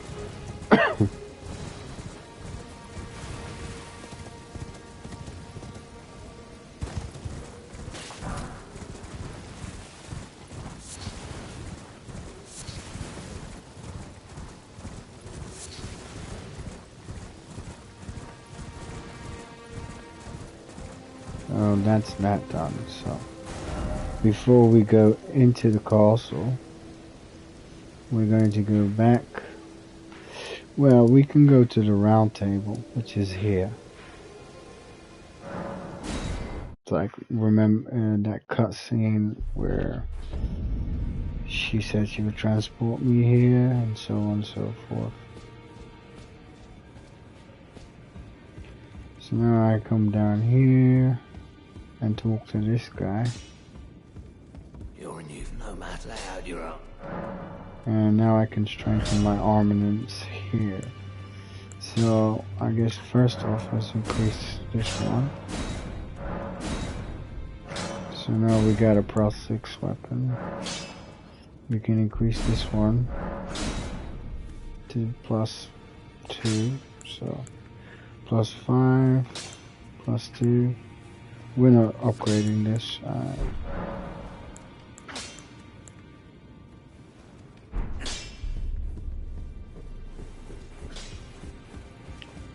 Also, there is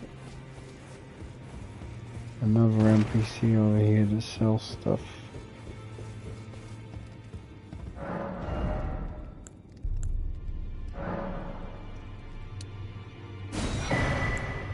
So now you want to buy the rune arcs because when you get a great rune, you can use the rune arc to use its effects. Also, you want to get this as well, a finger seal. It's not the best one, but it will let you use incantations. Now, we got a few incantations. Whether we can use them or not, it doesn't matter.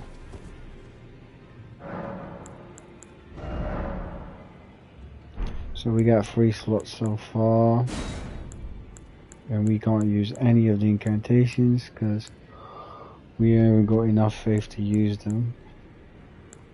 And we haven't got enough intelligence to use the spells. So we're gonna have to work on that a bit.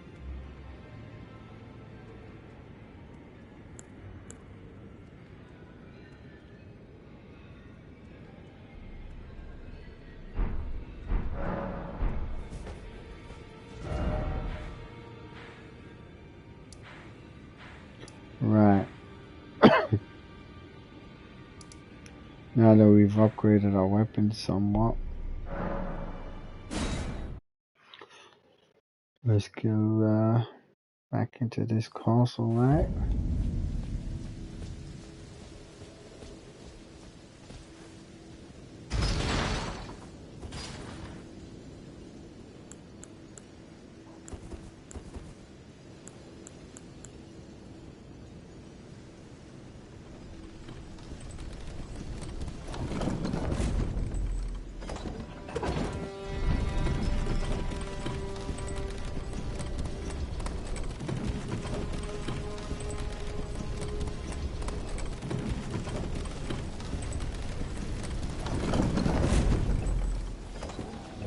Inactivate the statue.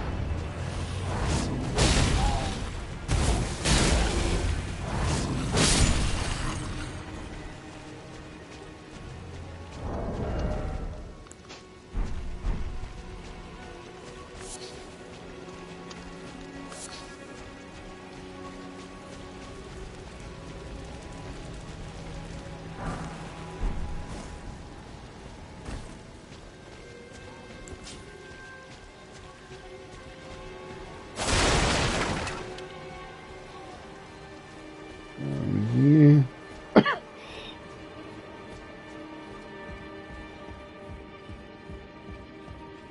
And just beyond this one.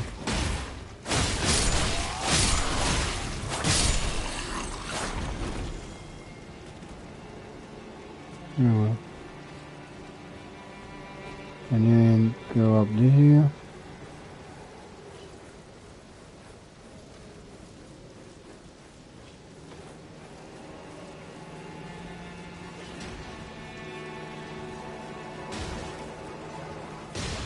And you'll find some more enemies fighting each other.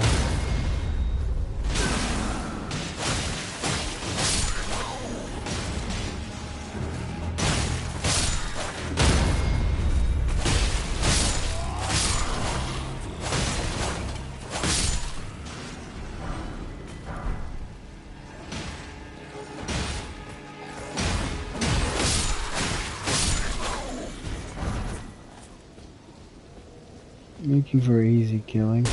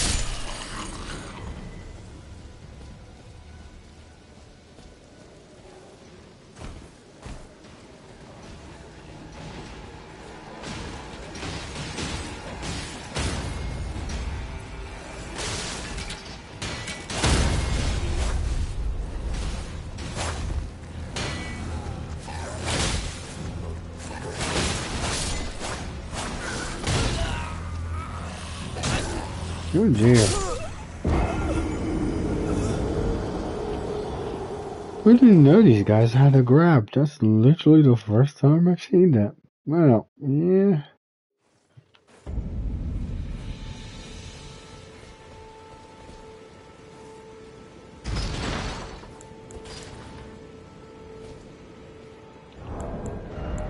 Guess I never really gave him a chance to do anything, innit? Alright.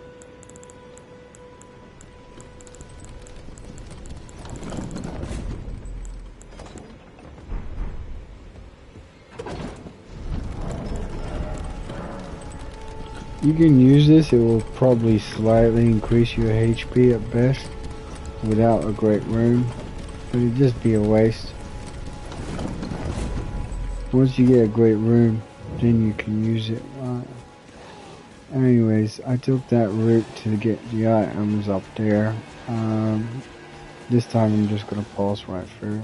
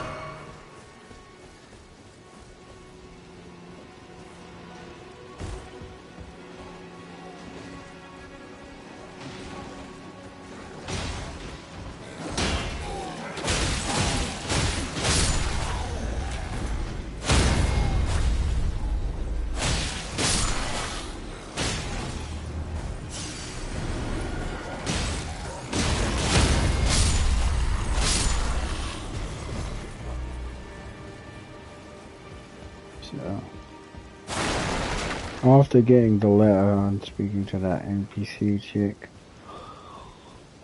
talk to this dude. They gave me good foul treatment. I'm sorry, but whatever, you take this. Deliver the letter. But I can't, even if they can't ensure that. If you see her father, If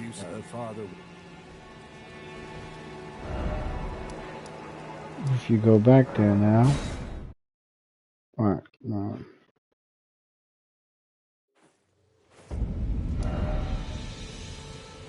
I think she's dead now, so let me go back there and see.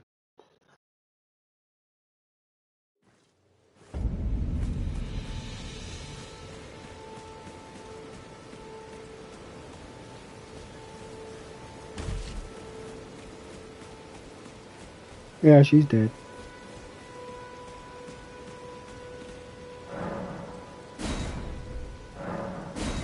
Well, dang it.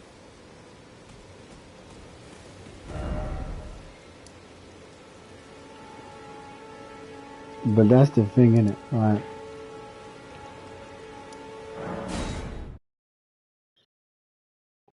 Why didn't she just ask me for her help instead, like? Or she could have come with me, like, I could have protected her, right? Instead she asks me to deliver a letter, while she sits there completely defenseless. Well, that makes no sense at all. At least if she was with me, I could have protected her, right? This is what don't make sense about that quest line.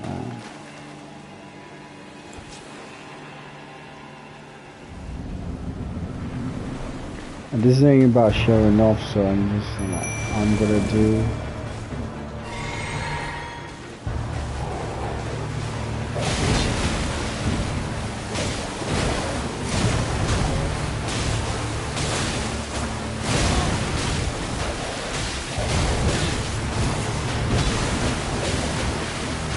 Oh, I forgot to use the mixed potion.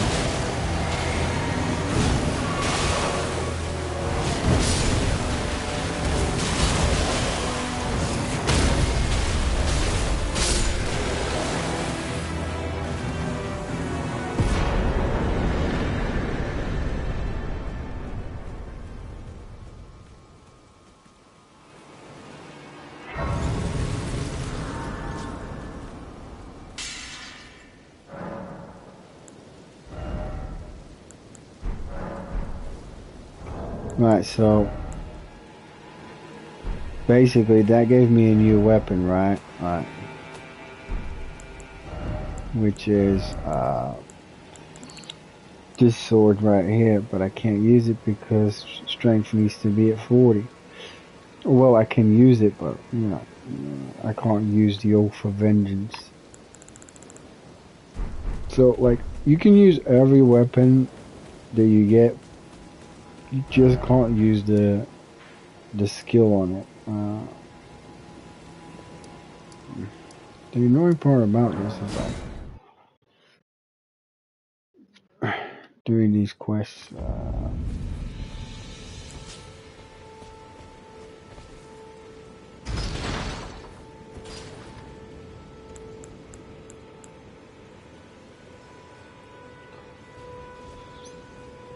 Just having to travel back to some of these NPCs because they're such awkward locations. I can't even use a grace for this one.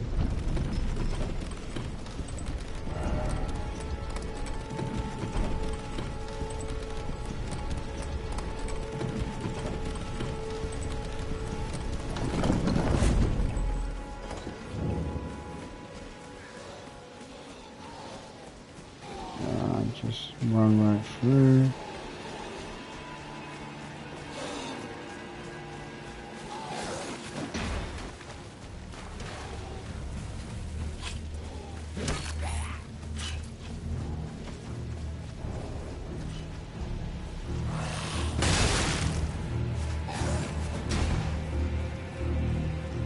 Don't panic, just keep climbing.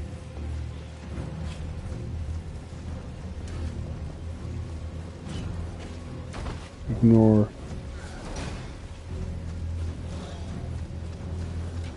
Ignore.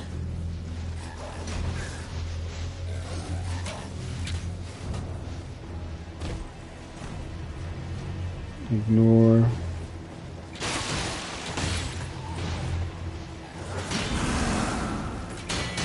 They really will just leave you alone as long as you just keep moving.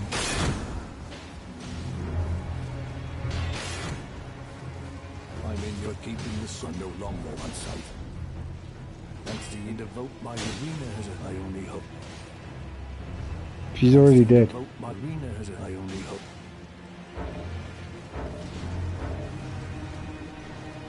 So now, because there's fighting going around and I technically got aggro, I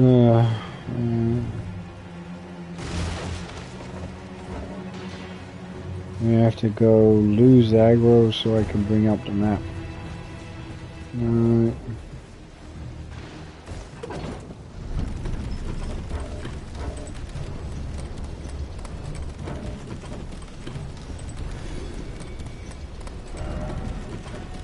Right. So now we go back here and talk to this, and then you just watch this guy, be in misery and whatnot.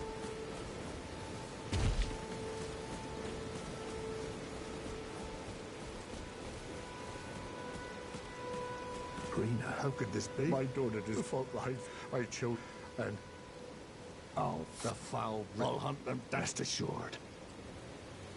Oh, the foul wretched will hunt them, rest assured. Oh, the foul will hunt them, rest assured.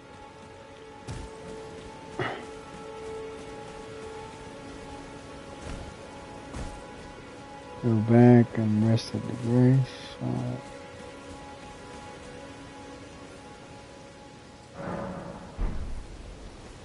And then go back and talk to him and see.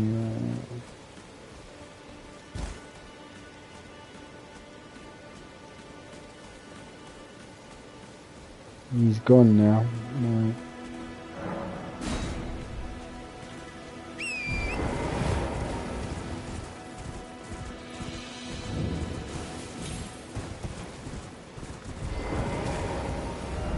And that concludes that part of it, and the quests on this side. So we have cleared everything on the green area.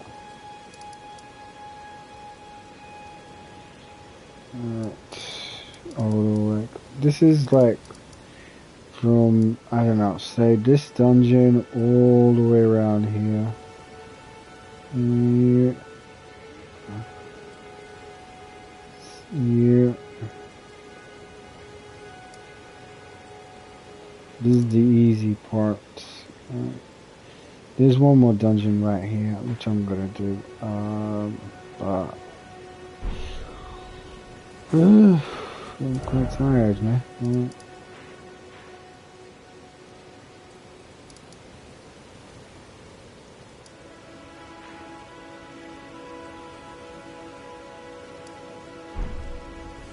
Right, as you can see, the two weapons that I chose to use and the level that I am at, which is 55, has proven to be, well, overpowering and very, very good. As far as I know, anyway. I don't know if this helps anyone, but I hope it does. So, my next destination is gonna be this dungeon here, and then we'll move into this area here, and this area here, and gradually make our way to this area here. I mean, it's a lot to do. There's still quite a bit to go before I even killed the first boss.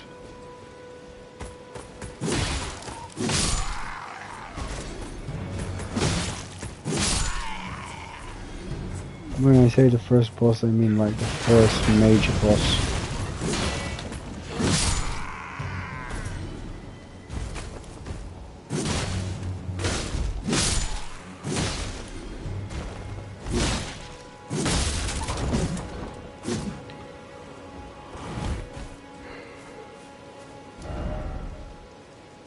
So let's see, we will go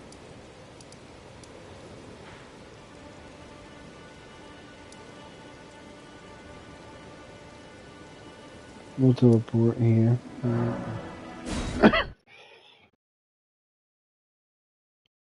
And call it a night. And I will return with part 3 when I'm